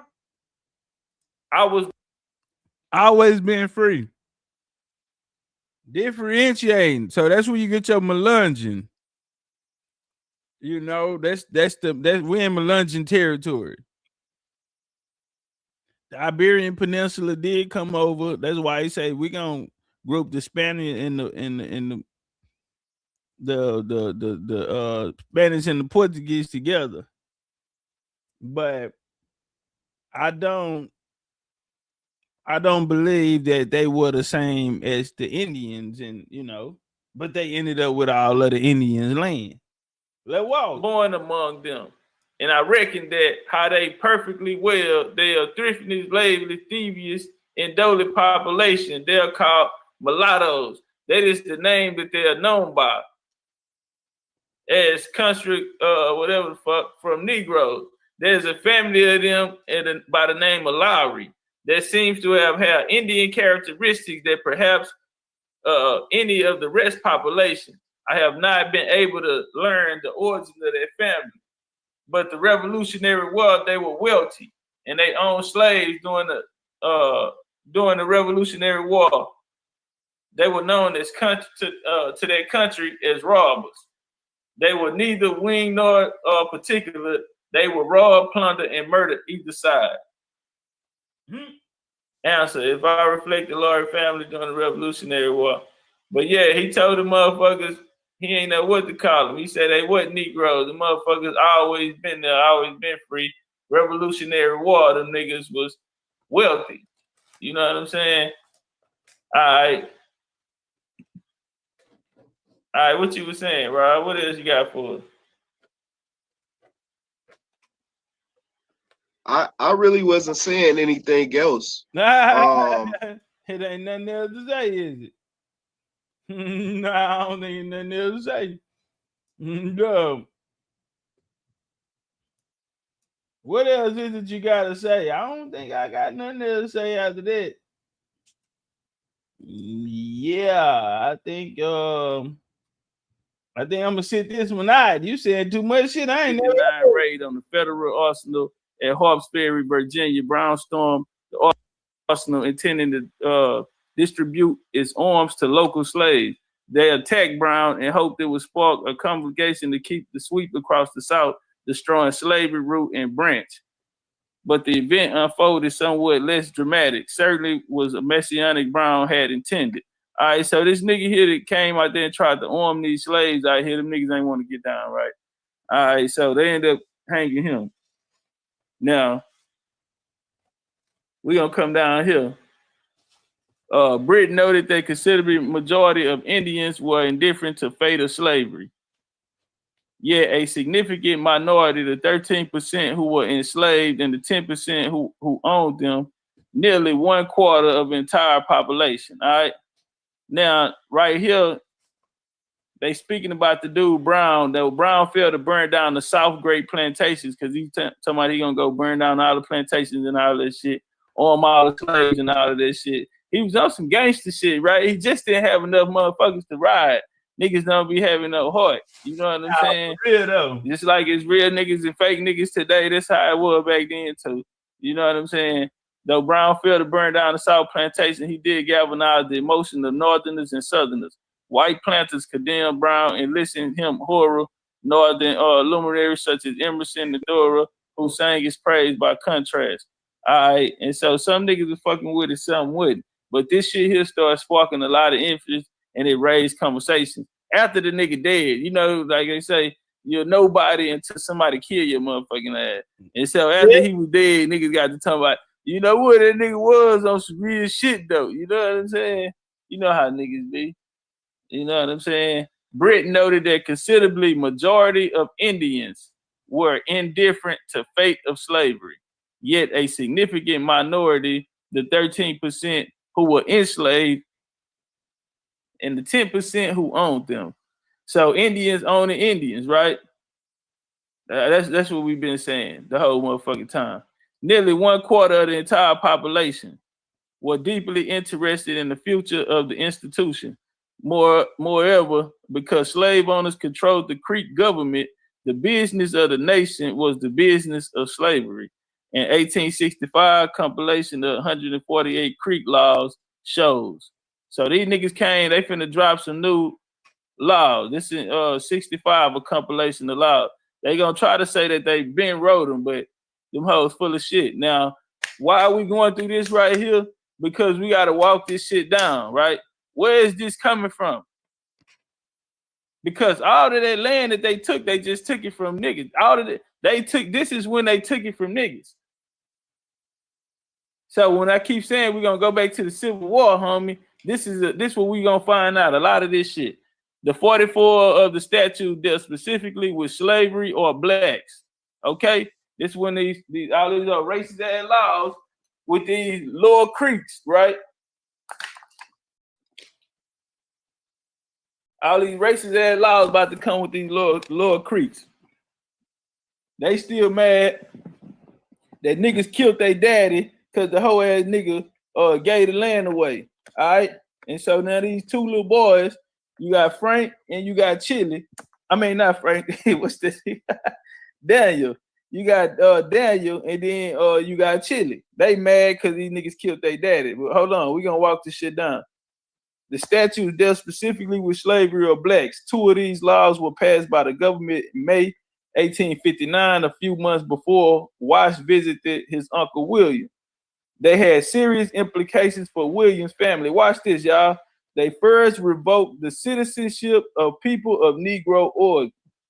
The second stated ambiguously that the children of the Creek women by Negro men that were not of more than half Negro shall be considered bona fide members of the Creek Nation, where the children or the fathers to be no more than half Negro. These laws, in some ways, the Creek Nation owned Dred Scott case. These laws, in some ways, were the Creek Nation's own Dred Scott case. Oh. Y'all familiar with the Dred Scott case, right? Okay. If not, that famous was a shocking decision handed down by the U.S. Supreme Court in March 1857, which did what? It denied that African Americans were or could never be, it could ever become citizens of the United States. The Scott case, originated in nearby Missouri, challenged the fundamental American tenet of the universal citizenship. Likewise, the 1859 Creek violated deeply held notions of community and membership that laid the foundation of the Muskogee Society. By revoking the citizenship of Creek Negro origin. Hey, get on that like button. Get on that like button. Get on that like button. That person was considerably Creek by all members in the community, but now, according to the first 1859 laws, the power of clan circumscribed in the name of racial stratification, people of Negro origin were no longer citizens. Y'all want to talk about it? Let's talk about it. The second law, that was in the first law. The second law was equally revolutionary Muskegee society traditional matrilineal, meaning that the Creeks, same shit you niggas do still, trace their descendants through their mother. Consequently, children of Creek women belong to Creek clans, no matter the origin of the father. And, okay, this how them hoes got in. And when they got in, now they done turned it around on your ass, and they the mixed babies and shit who started breeding white, which was the only way that you could be considered a white or get that status down in the South. All right, which they had to make a decision. They had to make a decision in the and this was around the early 1800s when they made that decision, and later denounced the Underground Railroad, right? Why? Because they were slave owners. That's when they first came to them with this. But they had been mixing since the 1780s. Hey, the lights looking weak. We're gonna come right here. Watch this here. Get the custom displaying the large number of Creeks European ancestry in the 19th century. These white Creeks were the offspring of Creek women and European fathers. Run it back, cause this is what a nigga been saying the whole time. These white Creeks were the offspring of Creek women and European fathers. So what, you niggas ain't never know it was white Creeks? These white Creeks were the offspring of Creek women and European fathers. The second, all that mean is you'll hear him, and you'll read about them in history as planters. If you ever heard of planters, head of household.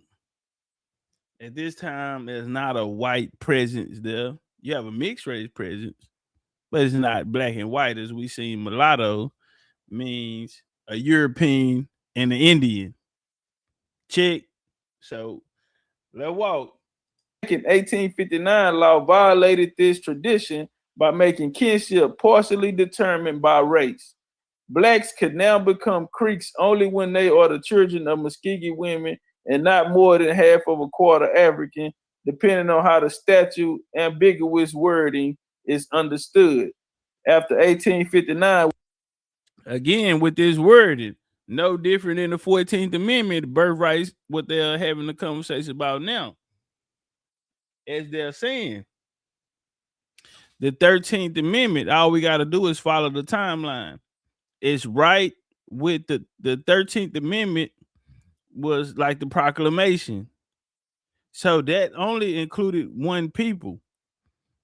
So the 14th Amendment came back around and that offered them citizenship or into the U.S. jurisdiction. But it also states those who were non-reservational Indians as well, letting you know that there are people out there who are outside the jurisdiction of the United States. All right.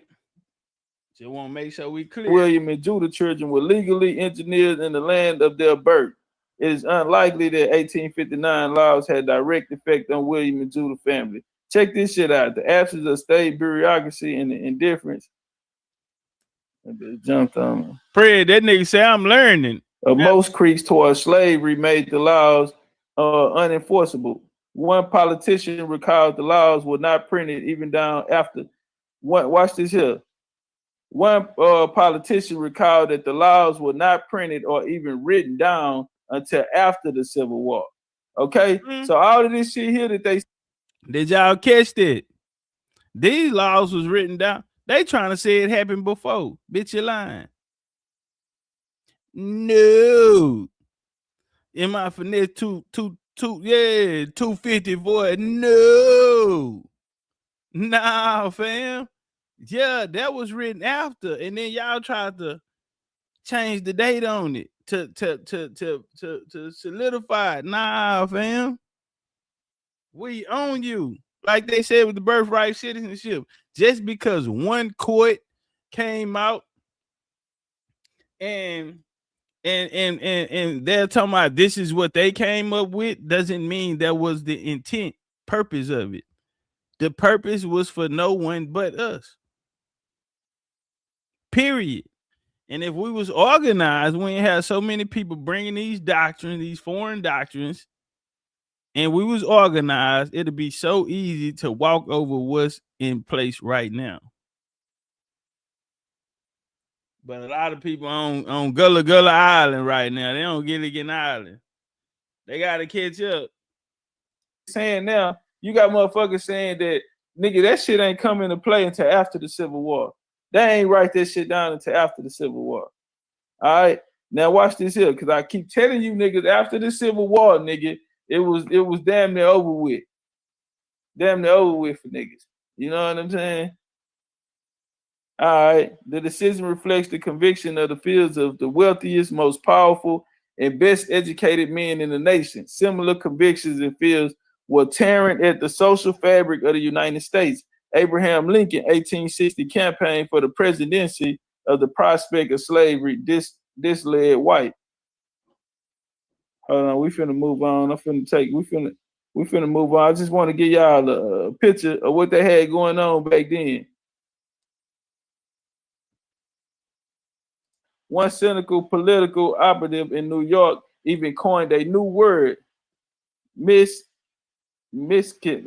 goddamn. All right, I ain't fucking with it. Too few of the public growing along about the interracial sex. And lag construction literally meaning the mixes of races. Miscegenation. Leave it alone, Chief. Hit your blunt. Miscegenation was a product of scientific racism. Fuck it. Was a product of scientific racism in the mid-19th century and the charged atmosphere of the 1864 presidential campaign. Miscegenation, Chief. It's okay. He was a puppy, y'all. He was a cub.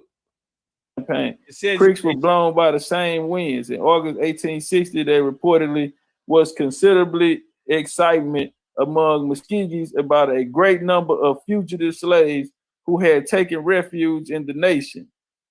Creek threatened to tar and feather at one missionary accused of abolitionist sentiment. And at the same time, Creek leaders unleashed their own attack against miscegenation. Whites and White Creek in the area inflamed by the prospect marriage, and the Presbyterian missionary quickly shuttled Miss Garrison out of the country. Most reservations have Presbyterian churches on them. Just to throw that out there. Let's walk. Got a funk ass about here fucking on that nigga. Garrison, we got that nigga dick. All right, we're gonna come down here.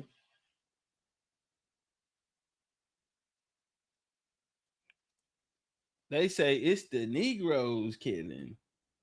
That's why we had to do power. Tribe and ended up married on the part of Creek planters who imposed racial how. Okay, there go that word planter. That's what I was speaking of earlier.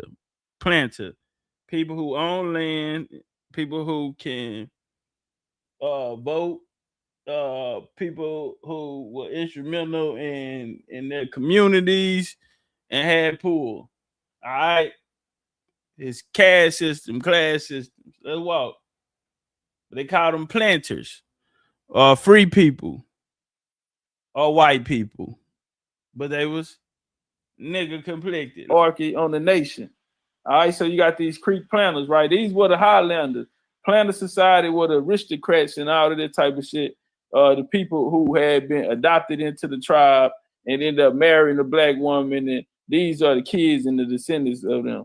All right, and so to impose, so these niggas started imposing racial hierarchy on the whole what's called. They could not so easily ignore the remaining laws. One stated that all free Negroes had to choose a owner by March the 10th.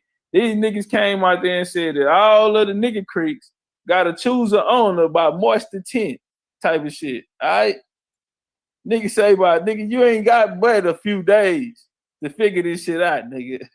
You know what I'm talking about? Cause you ain't got but a few days, nigga, to figure this shit out, nigga. Or else be sold by the Creek Nation to the highest bidder. Accompanying laws attempted to mitigate the excessiveness of the act, perhaps, and encourage compliance. Free blacks put into slavery could be held in bondage for only 12 months. Nigga got to go do a year. Nigga got to go sit down for a year. You know what I'm saying? These hoes say, nigga, by the 10th. Nigga, I'm thinking, what today is? By the 10th. you should be able to make a decision about a tent. And they could not be sold during this period. The laws didn't make them a slave. One Creek politician later recalled, but simply made them responsible to some person. Nigga said you got to be responsible to some person. If the question of slavery came up, he said they wanted to have track of every Negro. They wanted to have track of every Negro. But the injustice of the law could not be so easily dismissed. Laws direct as slaves now apply to every single person of African descent in the nation. Judah and her children, according to 1859 citizenship laws, were not Creeks. Had to choose an owner. All right, let me come down a little bit.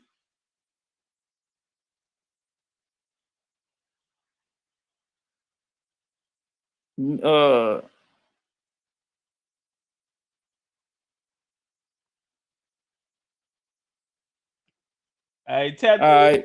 the treaty confirmed that.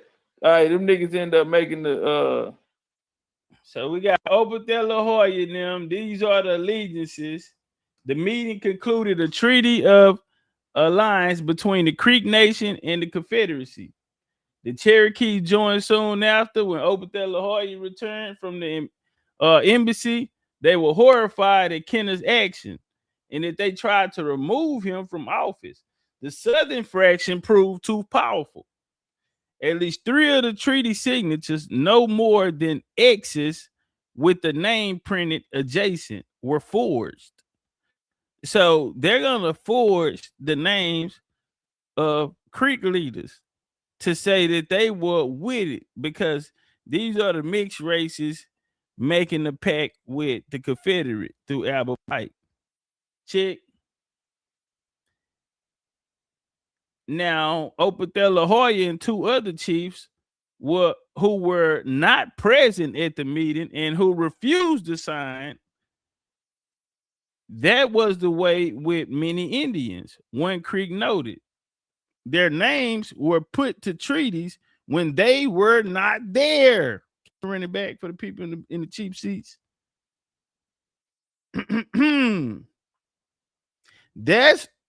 That was the way with many Indians. One Creek noted their names were put to treaties when they were not there.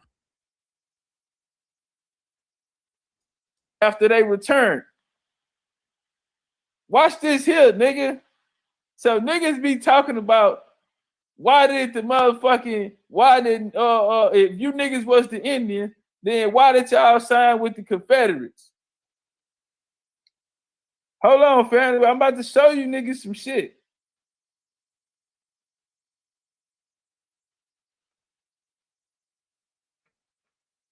I'm about to show you niggas some shit real quick.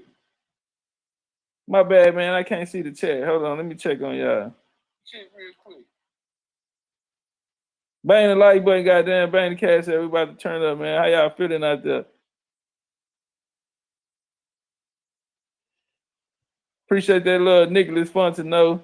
Bird from Arkin, D. McGee, and my nigga Dave. And the real Wife's wife, Annie, will recall later owned many Negroes and slaves and otherwise wealthy. The meeting concluded a treaty of alliance between the Creek Nation and the Confederacy, and the Cherokees joined them soon after. When Big O and others returned from their embassy, they were horrified by Kenner's action, and though they tried to remove him from office, the Southern fraction proved to be too powerful. At least 3 other treaty signatures, no more than an X with a name of printed adjacent, were forged, family. They forged the Black Creek's name because it was a law in place that them niggas had to make a decision with us. They couldn't make a decision without us. It had to be in majority. Huh? They couldn't make make one without Black us. Creeks went with that shit. So they signed X's, which would be the Upper Creeks. We weren't fucking with that shit. And watch this here, nigga. So really? The white boy forged the nigga's name. All right, now check it out. Whoever was present at the meeting and who refused to sign after they returned. That was the way that many Indians, One Creek noted dryly. He said that was one of the ways that that was the ways with many Indians. That was the ways with many Indians, snake ass niggas, noted dryly. Their names were put to treaties when they were not there. Okay? Their names was put to treaties when they were not there. The treaty confirmed that the Creek slavery was legal and asserted that it had existed since the time immemorial. One of the treaty articles between the Creeks and Confederates foreshadowed what was the future would hold for William and Judah children should the South emerge victorious. Creeks could testify in Southern courts, the article read, unless rendered incompetent from some other cause that their Indian blood and descent by state laws, blacks defined differently in different states could not testify in court.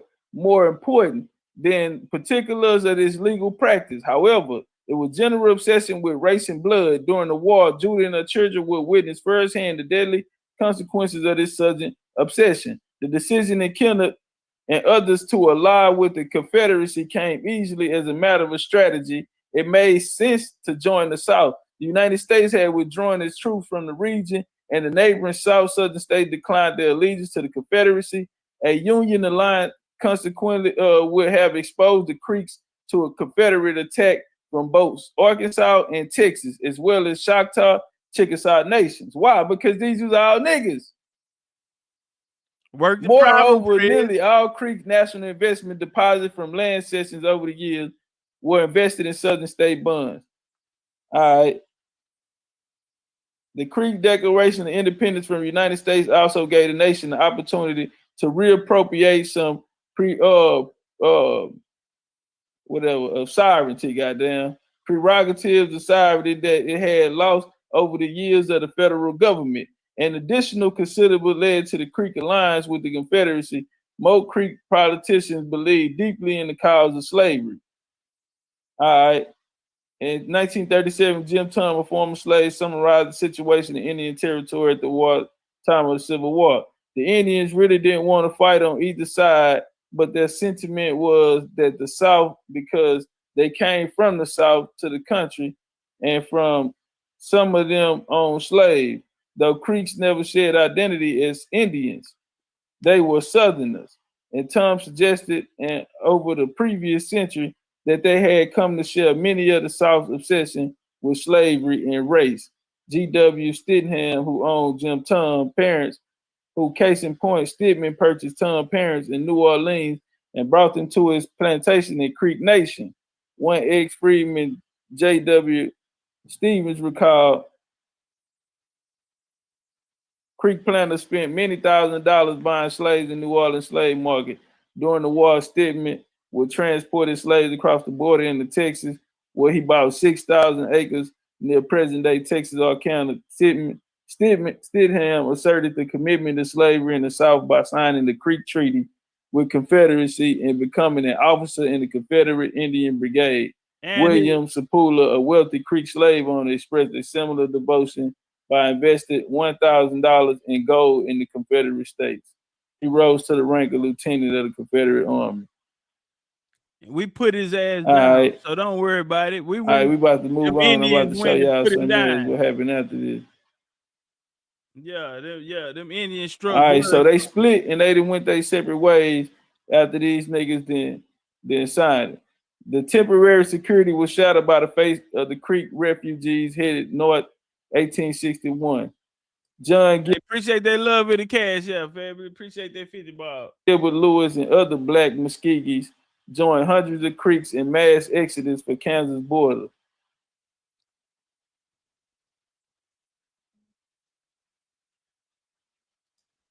That walk, Chief. See, that's why PowerPoint's so important. They call it Southern food. You know what I'm saying? Everything, they call it Southern McIntosh. All right. So the white Creeks at that time, they didn't even identify themselves as Indians. They identified as Southerners. And that's what they do still to this day. That's why even when they cooking soul food, they call it Southern food. Shit. You know what I'm saying? Everything we do that they do, they call it Southern. They call it shit Southern. Back then, that's what they called themselves. All right, now watch this here. Daniel McIntosh, and thereafter, no Black Creeks could afford to ignore the fighting. And Daniel and his brother Chili was niggas. And they had their Indian blood too. They sister moved to Texas and became the richest woman in Texas. Right? Southern Muskogees soon organized a regiment of soldiers commanded by Daniel McIntosh. And thereafter, no Black Creek could afford to ignore the fighting. Later, a second regiment was formed, commanded Daniel half-brother Chili McIntosh. They got the same daddy. With no threat of northern aggression, the troops turned to local population, terrorizing those who support the cause. They especially singled out who? Black Creeks. Come on, family, man. Why y'all make me come out here and do this? Y'all, man. Why y'all make me come out here and do this, family? I just been, you know what I'm saying? God damn, I just been trying to chill. I just been trying to chill, family. But I keep telling motherfuckers, homie, the 5 civilized tribes is not who you think they are. They do not represent us. We lost the war of 1812, 1813, 1815. We left there. We left Jackson, really horse being. We left there, went into Florida and with the Seminoles. That's where our other family was at. You know what I'm saying? From the connection when we came out the Carolinas and the newly alliances that was built through Tacoma Shah, the big homie, and his brother T. They came under. I'm telling you, nigga. Opethella, the Black Creeks killed Will and Daniel and Chili Daddy. They killed them niggas. Now watch this here. Hold on, we gonna walk through it. So now, after they formed, they signed with the Confederate, soon organized regiments of soldiers commanded by Daniel McIntosh, and thereafter, no Black Creek could afford to ignore the fighting. Later, a second regiment was formed, commanded by Daniel half-brother Chili McIntosh. With no threat of northern aggression, the troops turned to local population, terrorizing those who refused to support the cause. They especially singled out Black Creeks. Joe Fowler lived 3 miles from Forktown, McIntosh regiment, robbing and murdering the loyal Negroes of the nation. Listen, family, they especially singled out Black Creeks.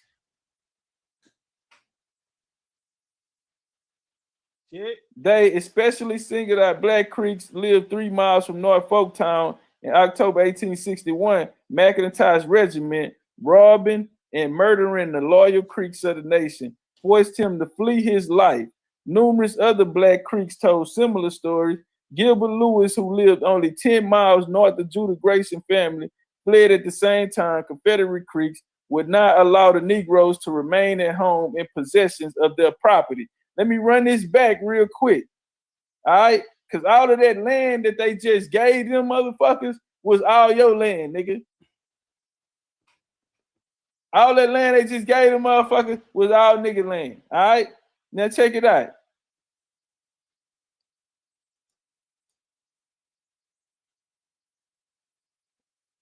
Damn, where I went. Robbing and murdered local Negroes, forced them to flee. Numerous other Black Creeks told similar stories. Gilbert Lewis, who lived only 10 miles north of Judah Grayson family, fled at the same time. Confederate Creeks would not allow the Negroes to remain in home in their possession of the property, he said, and they are being killed because they were not in sympathy with the Southern Rebellion. Woo! Talk in a real motherfucking way, man. Drop some one, goddamn nigga, if y'all with me out there, man. You know what I'm saying? Trio Gardens in the building, Dead Game Boxing. I see you, family. Walk it down, Chief.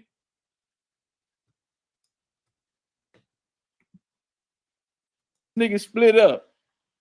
When did they split up? They already went fucking with each other after the wars over Young Warrior and them. All right, that shit that happened with them, with the little homies. Now, all right, let's check it out. And so now, Confederate Creeks would not allow the Negroes to remain at the home in possession of their property. He said they were being killed because they were not in sympathy with the Southern Rebellion. Y'all drop some flames on that shit, goddamn. Y'all drop some flames on that shit one time. Why they mad? You want to Let me know you niggas still woke, goddamn. Fife and Lewis were slaves at the time, but free blacks such as Thomas Burner came under attack as well. Confederate Creeks imprisoned Burner and would have sent him south into slavery if he had not escaped. With William recent death, Judah, 1860, Judah, Billy, Emma, Henderson, Judy, Vicky, and their other children must have felt especially vulnerable to the raids and kidnapping aimed at Black Creeks. To the raids and the kidnapping aimed at Black Creeks. We ain't come to bullshit today. Them hoes that gave our shit away. Donald Trump say niggas talking shit about the Confederates need to go back and study history. Hey, niggas don't know how deep that was. That was deep. Why was that so deep? Because it is white folks out here who understand what happened. They know what happened. Niggas don't know what happened. Niggas don't know what happened. Welcome down, Chief. French Coco, you coming to Mexico? All right. You trying to get niggas don't know what happened. You trying to get flued out, Coco. He said that they were being killed because they were not in sympathy with Southern. Okay. Thomas Burner came under attack. Confederate Creeks in prison Burner and would have sent them south into slavery. All right. Vicky and the other children must have felt especially vulnerable to the raids and kidnapping aimed at Black Creeks, yet they, along with hundreds of other Black Muskogees, remained in the nation, unwilling to abandon their homes and possessions. How could they be slaves if they had homes in possession? The temporary security was shattered by the fate of the Creek refuge. Hold on, Chief, don't smother your work. Make sure the judge is seeing that. You got off on them. Make sure the judge, slaves couldn't own land. So why these people, why they're trying to put laws and say they can't own their land and properties? They're saying Black Creek, so you know it's a 20th century source, but when you go back, they're known as traditional. So when they say, they started taking on European culture, that wouldn't be considered traditional. The traditional are these people who they're trying to move out the way. Let's walk. Refugees headed north late 1861. Gilbert and other Black Muskegees joined hundreds of Creeks in mass exodus for the Kansas border. The refugees were led by Opethella Big O, a Creek leader and slaveholder. Big O mass exodus raised alarm among Southern Creeks. On the last day of October 1861, they decided to put up with the end of the hostile movement and follow the Muskegee. Modi Kenneth watched relatives who helped him gain admittance to Arkansas College. It's okay, Chief. I got you. Here, baby. Outlined their plans. They intended to attack the refugees and capture slaves would be sold to open market. They intended to attack the refugees and capture slaves would be sold to open market, except the belonging members of the Confederate expedition, who would be returned to their owners. More shocking was the fate of free Black Creeks. Because they, nigga, if you was a Black Creek, it didn't matter if you was, you know what I'm saying? If how you got in, or if you was niggas that was running away on the Underground Railroad coming down there and joining the Black Creeks and shit. Kenneth explained that his comrades would enslave them all and put them up for sale alongside known slaves. Big O, by contract, promised to free the slaves who had joined his party. Suddenly, slavery and abolition among the Muskegee moved to the forefront of their war. All right? So you got McIntosh, you know what I'm saying? The white boy, they saying, shit, they about to enslave all these niggas. Free or not, you know what I'm saying? They ready to take them to war. Big O say, fuck that, nigga. I ain't, you know what I'm saying? You niggas come ride for the cause, nigga. Ain't nobody gonna be free. We win, we keep them niggas ass, nigga. we kill all this slavery shit. And so in mid-November, Creek and Confederate troops under Douglas Cooper set out for Obertheller's band. Oh, the we poorly named armed names. Douglas refugees, Cooper. now composed of Yeah, 1,000 Creeks and Seminoles, and up to 300 fugitive slaves, hope to now reach safety at Kansas without a major event. In December, as the winter grew colder on the sleet began to fall, two sides skirmished several times. Then on December 26th, Cooper men scored a decisive victory. Right, check this out. Some 40 miles from the Kansas border, they reported killing 250 people and capturing 160. These numbers are certainly too high, but the scores did. So they end up getting down on them that day, right? All right, now we gonna come down here. A lot of the niggas, the survivors broke up in small parties and continued north in blood and snow. One Creek later reported clothing only in rags. Some refugees froze to death. By the end of January, more than 3,000 Creeks and over 1,000 other Indians had straggled into refugees camps in Virginia's River in southern Kansas.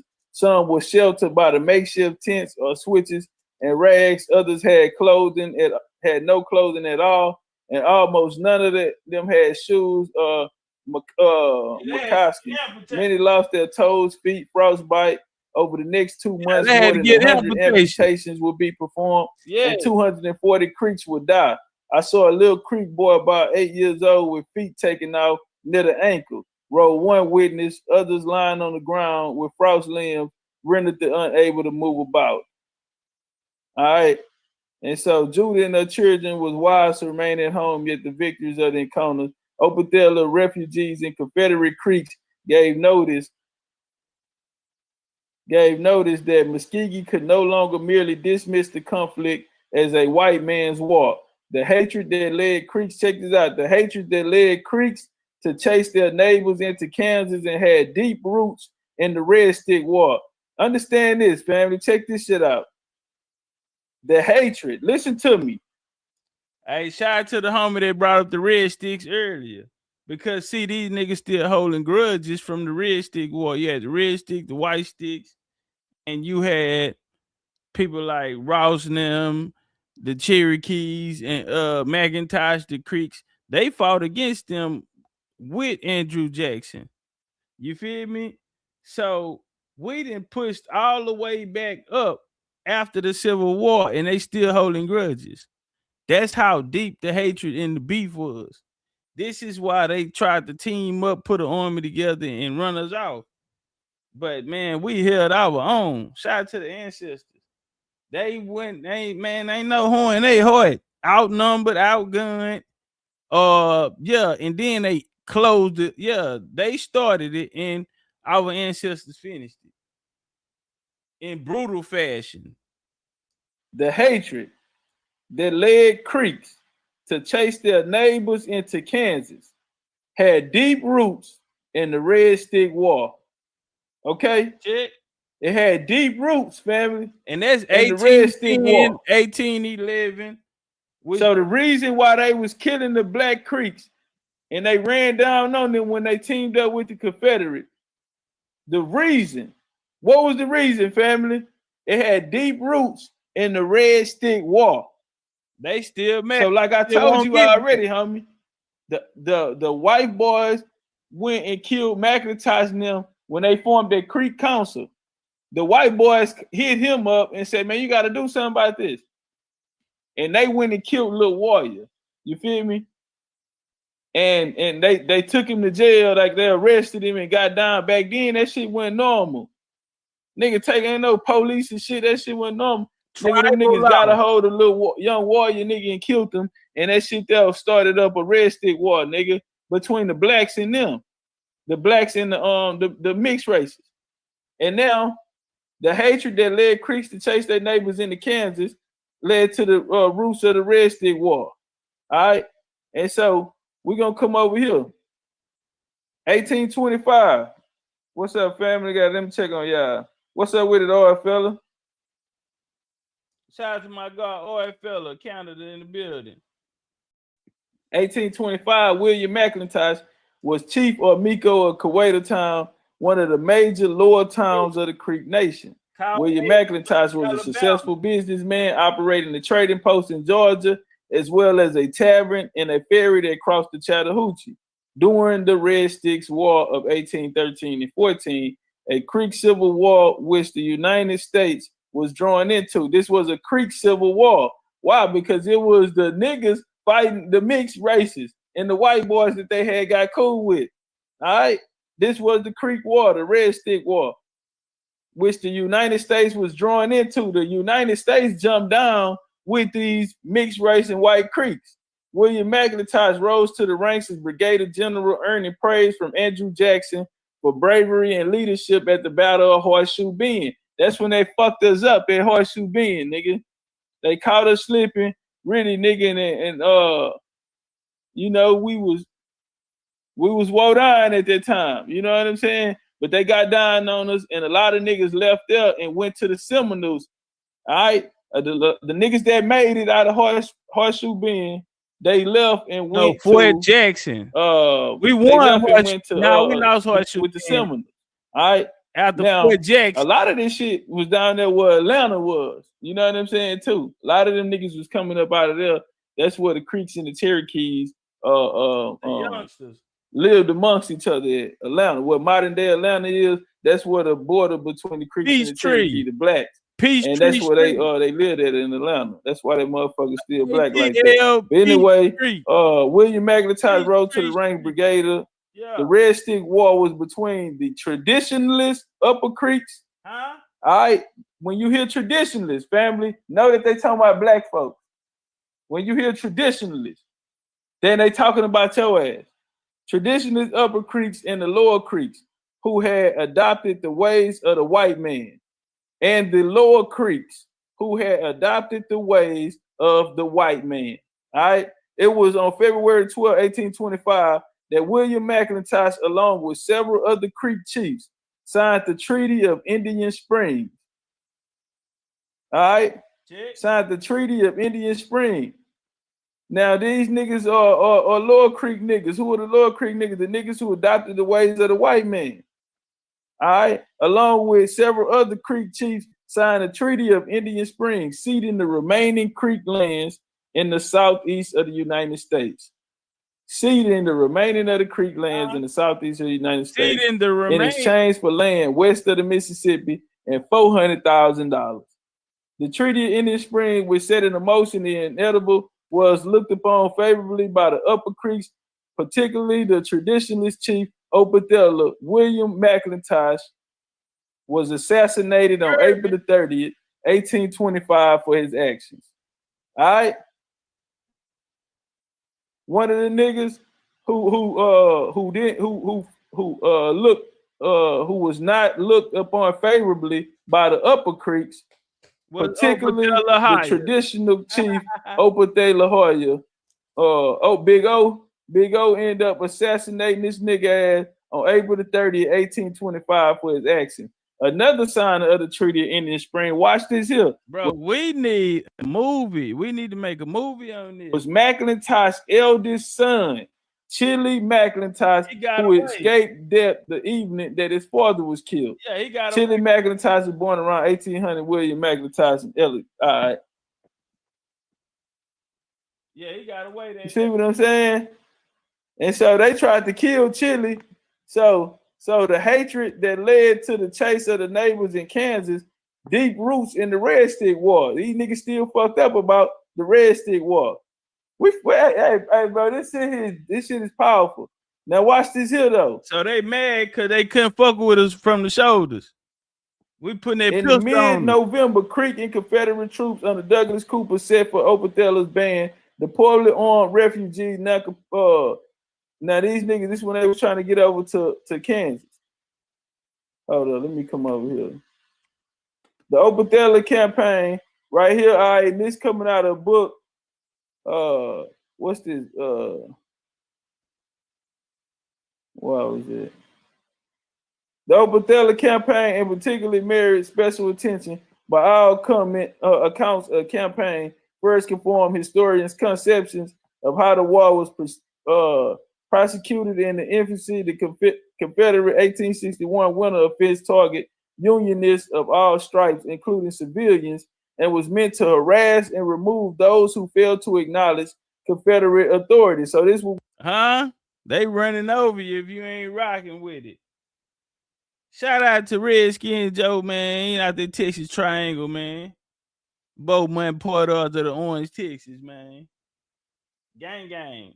Where the Indians roam. William McIntosh and them in Chile was running this play, right? They tried to, the niggas, Black Creeks tried to kill Chile already. The exodus of Opadela's followers remained one of the most heart-rending and relatively unknown chapters of the Civil War. Traveling hundreds of miles in the dead of winter, hounded by Confederate pursuers and breathed and provisions of shelter, thousands of Union Indians. Think we get 10. Listen, family. We get 10 to 12. Thousands of Union Indians trekked north, and many died on the march in the squalor of refugees camps. The hard war depicted the historians usually arrived 1863-64. The Confederate borderlands hard exhibited itself in the very beginning by closely examining the Opadela campaign. Then historians gained not only a greater understanding on how the Civil War in Indian Territory developed, but how war in the West complicates traditional conceptions of race and war within the Confederacy. Shit. He left me. Now, Opadela and them went to Kansas. 1st Kansas Volunteer Infantry Regiment. All right. 1st Kansas Infantry Colored was organized by Senator John Henry of Kansas, mustered in a battalion of 6 companies on January 13, 1863 for 3 years. Four additional companies were recruited and mustered between January 13. It mustered under Colonel James M. Williams. The regiment recruited without federal authorization and against the wishes of Secretary Ward. Whole Indian Territory. The recruiting commissioner in Kansas Territory, the Kansas River Authority, raising the regiment official enlisted Black men across eastern Kansas. It enlisted Black men across eastern Kansas. Y'all hear that shit? But right here just told us it was Indians. Over here, these niggas Indians, but now here, all of a sudden, they Black men across Kansas. They got a white depiction of James Williams, 1st Colonel of the 1st Kansas Colored Infantry. Why would it be a YT man? Come on, fam. And the boy named James Williams. I think it's a James Williams in the chat right now. But let's walk. You want to talk about a whitewashing, you want to talk about a usurping, you want to talk about a destiny swap. Let's work. Our history ain't gone. We ain't written out of history. It's just in fragments. And we need to put the magic glasses on so we can see. What did Greg say? Once you put them on, you can never take them off. Most of whom were former or runaway slaves from Missouri. Most of them were former. So there, you better chill for you add an extra one on there.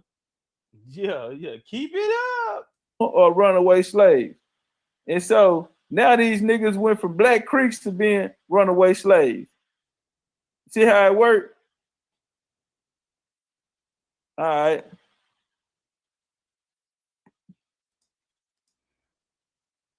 All right. Now this right here, in this book right here, they calling the Creeks African. You know what I'm saying? So he just chewed the meat and spit out the bomb. When the Civil War came, the freedom of action and independence, African Creeks had fashions on the racial frontier in the Creek country, served them well. Now, you know, a lot of this shit be coming like from NAACPs and Black caucuses and different shit like that who try to put an Afrocentric twist on it, which takes our history. We just got through, goddamn me, going through these niggas talking about thousands of Union Indians trekked north and many of them died on the march, right? So over here, they thousands of Union Indians. But then you come over here, goddamn, and now they African Creeks. But don't worry about it. We're gonna talk about it. So the Freedom Action Independent African Creeks had fashion on the racial frontier in the Creek country, served them well. Nearly all able-bodied African Creeks served in either the 1st Indian Home Guard or the 1st and 2nd Kansas Colored Regiments during the war. Indeed, African Creeks were the first black soldiers to fight for freedom. Joining who? Opethella Hoya exodus to Kansas and fight and encouraging courageously at battles of Round Mountain. Damn, them niggas came up there with Opethella exodus. How the fuck is they African Creeks when we just read they was Indian? But don't worry about it, family. We gonna walk. I just wanted to point that out for niggas who, you know, get bright ideas. Nah, Phil, it's not the same book. You know, I just wanted to cross reference. I wanted to show the true history, and then I wanted to show how they came back later and, you know, put their little twist on it and Africanized it. But it's the same situation, same time frame, and they're mentioning the same people. You feel me? So yeah, I just wanted to show both sides. Chesto, Talisai, whatever the hell that is, in Indian Territory, November, December 1861.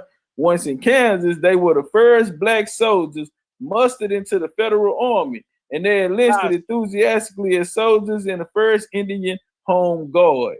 Then, while on Indian expedition in summer 1862, they also became the first black soldiers in the federal army to participate in combat.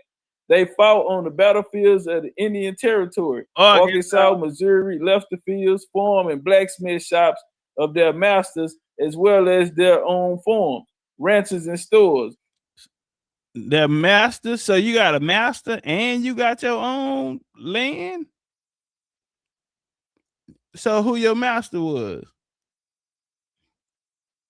Your daddy. Come on, somebody, let's work. And struck out to claim their own freedom. Out of their years of displacement, suffering, and warfare, African Creeks redrew the cultural contour to suit the new parameters of freedom. The sectional split between North and South over slavery translated into civil conflict in the Creek Nation that had its own unique cultural and political origins. Although the civil war in the Creek Nation had more to do with antagonism between the treaty and the inter-treaty fractions that arose during the removal era than with slavery. African Creeks found themselves in the center of the conflict just as they had during the Red Sticks War. So now, goddamn, African Creeks is the niggas who fight in the Red Stick War. The Red Sticks are Indians. Nobody's gonna argue that. Nobody said nothing about an African the whole time we talking about. And now they come back, and this is why we have to tell our own story. But if we don't know where we are in the story, and we don't know our ancestors, we don't want to just say lineage. We want to know what happened, and this is why it's important, so we can know who played a part and who made contributions. You know, so that's why I love naming dates, major events, timelines, and names.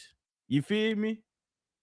Let's walk. Still, slavery and the control of slavery property precipitated the first clashes of the Creek country, and the Confederate sympathizers used the... Get 2 seconds. Let that bitch pop. How y'all feeling out there, goddamn? Bang the light boy, bang the cash out, goddamn. We getting deep. I'm fucking around and take this hoe down too. On some real shit. I gotta get my shit.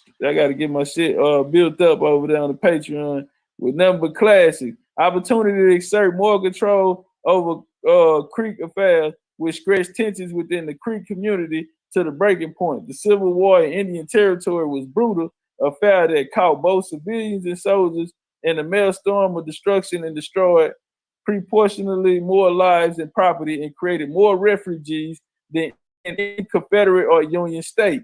But out of these 4 terrible years, a bond was formed among the Creeks who shared the road to Kansas. Whatever their skin color or town affiliations, that would be influential in shaping the post-war Creek community.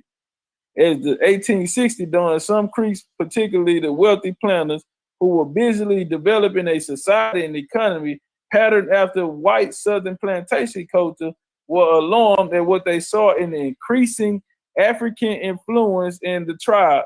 The reason for concern revealed the 1860 census, which reported that 1,651 black slaves, 27 black living among the Creeks, although African Creeks made up 14.3% of the tribe.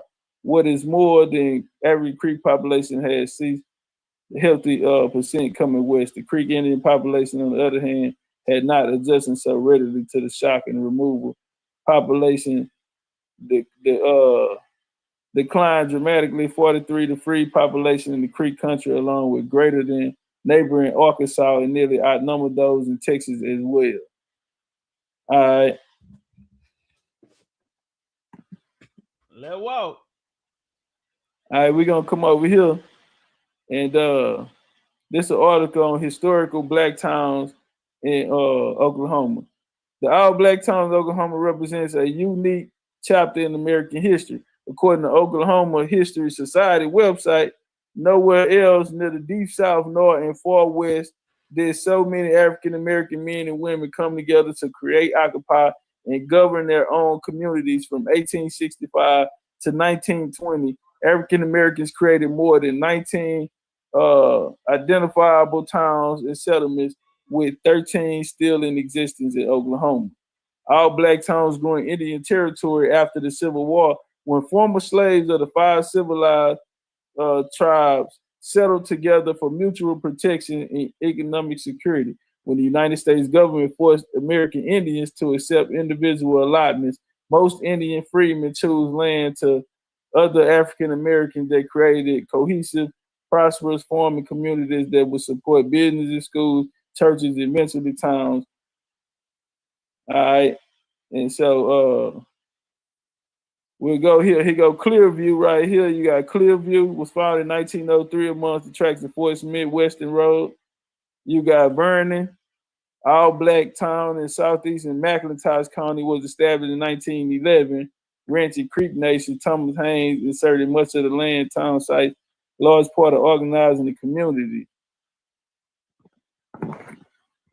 Then you got Langston.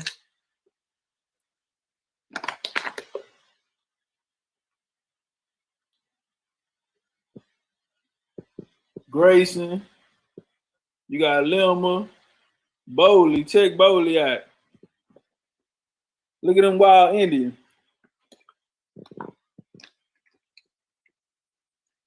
Look at them wild Indians. I keep telling y'all niggas, goddamn, that cowboy culture, nigga. That was you niggas. Back in the 60s, couldn't nobody fuck with y'all. 3/4 of the cowboys in Indian territory was black. 3/4 of the cowboys in Indian territory was black. Bowley is the largest and well-known to most all-black town in Oklahoma. The town was named after J. Bowley, a railroad official at Fort Smith Western Railroad, founded in 1903, incorporated in 1905. Bowley was the African-American living in the area, prosperous for many years. Boasted 4,000 citizens and many businesses, include 2 banks, 3 cotton gins. Booker T. Washington founded National Negro Business League. Tuskegee Institution, Alabama, visited the town in 2005 and proclaimed it the most enterprising, in many ways, the most interesting of the Negro towns in the United States. The town supported 2 colleges, Creek Seminole College and Methodist Episcopal College. Bowley had his own electrical generating plant, water system, ice plant. The Masonic Grand Lodge completed a majestic Masonic temple around 1912, and at the time, it was said to be the tallest building between Okmulgee and Oklahoma City. But yeah, Bowley, this right here was a motherfucker. Let me see if I can. I should have made that the motherfucking goddamn. All right, we're gonna come over here. mayor hosts to preserve historic black towns in Oklahoma. Tulsa, baby brother Barry came down with pneumonia September 48. We're gonna come down here because they're reading a story about their family, but they're gonna be talking about this black town and giving us some news we can use. But what I wanted to point out was the fact that Tulsa meant Old Town and Creek. That was Creek. You had some Cherokee niggas out there too with them. All right, so we're gonna come over here. All of this shit is towns incorporated today, towns settled with no laws inhabited or without local government. All right, you got early towns, you got Marshalltown, Tallahassee, you got Norfolk colored, you got Canadian colored people, you got Arkansas colored people over here. And so, you know, all of this area over here is all of the area that they gave them motherfuckers. You know what I'm saying? But everything up here is all black towns. Everything up here, no matter the color, all black towns. You know what I'm saying? In a real motherfucking way.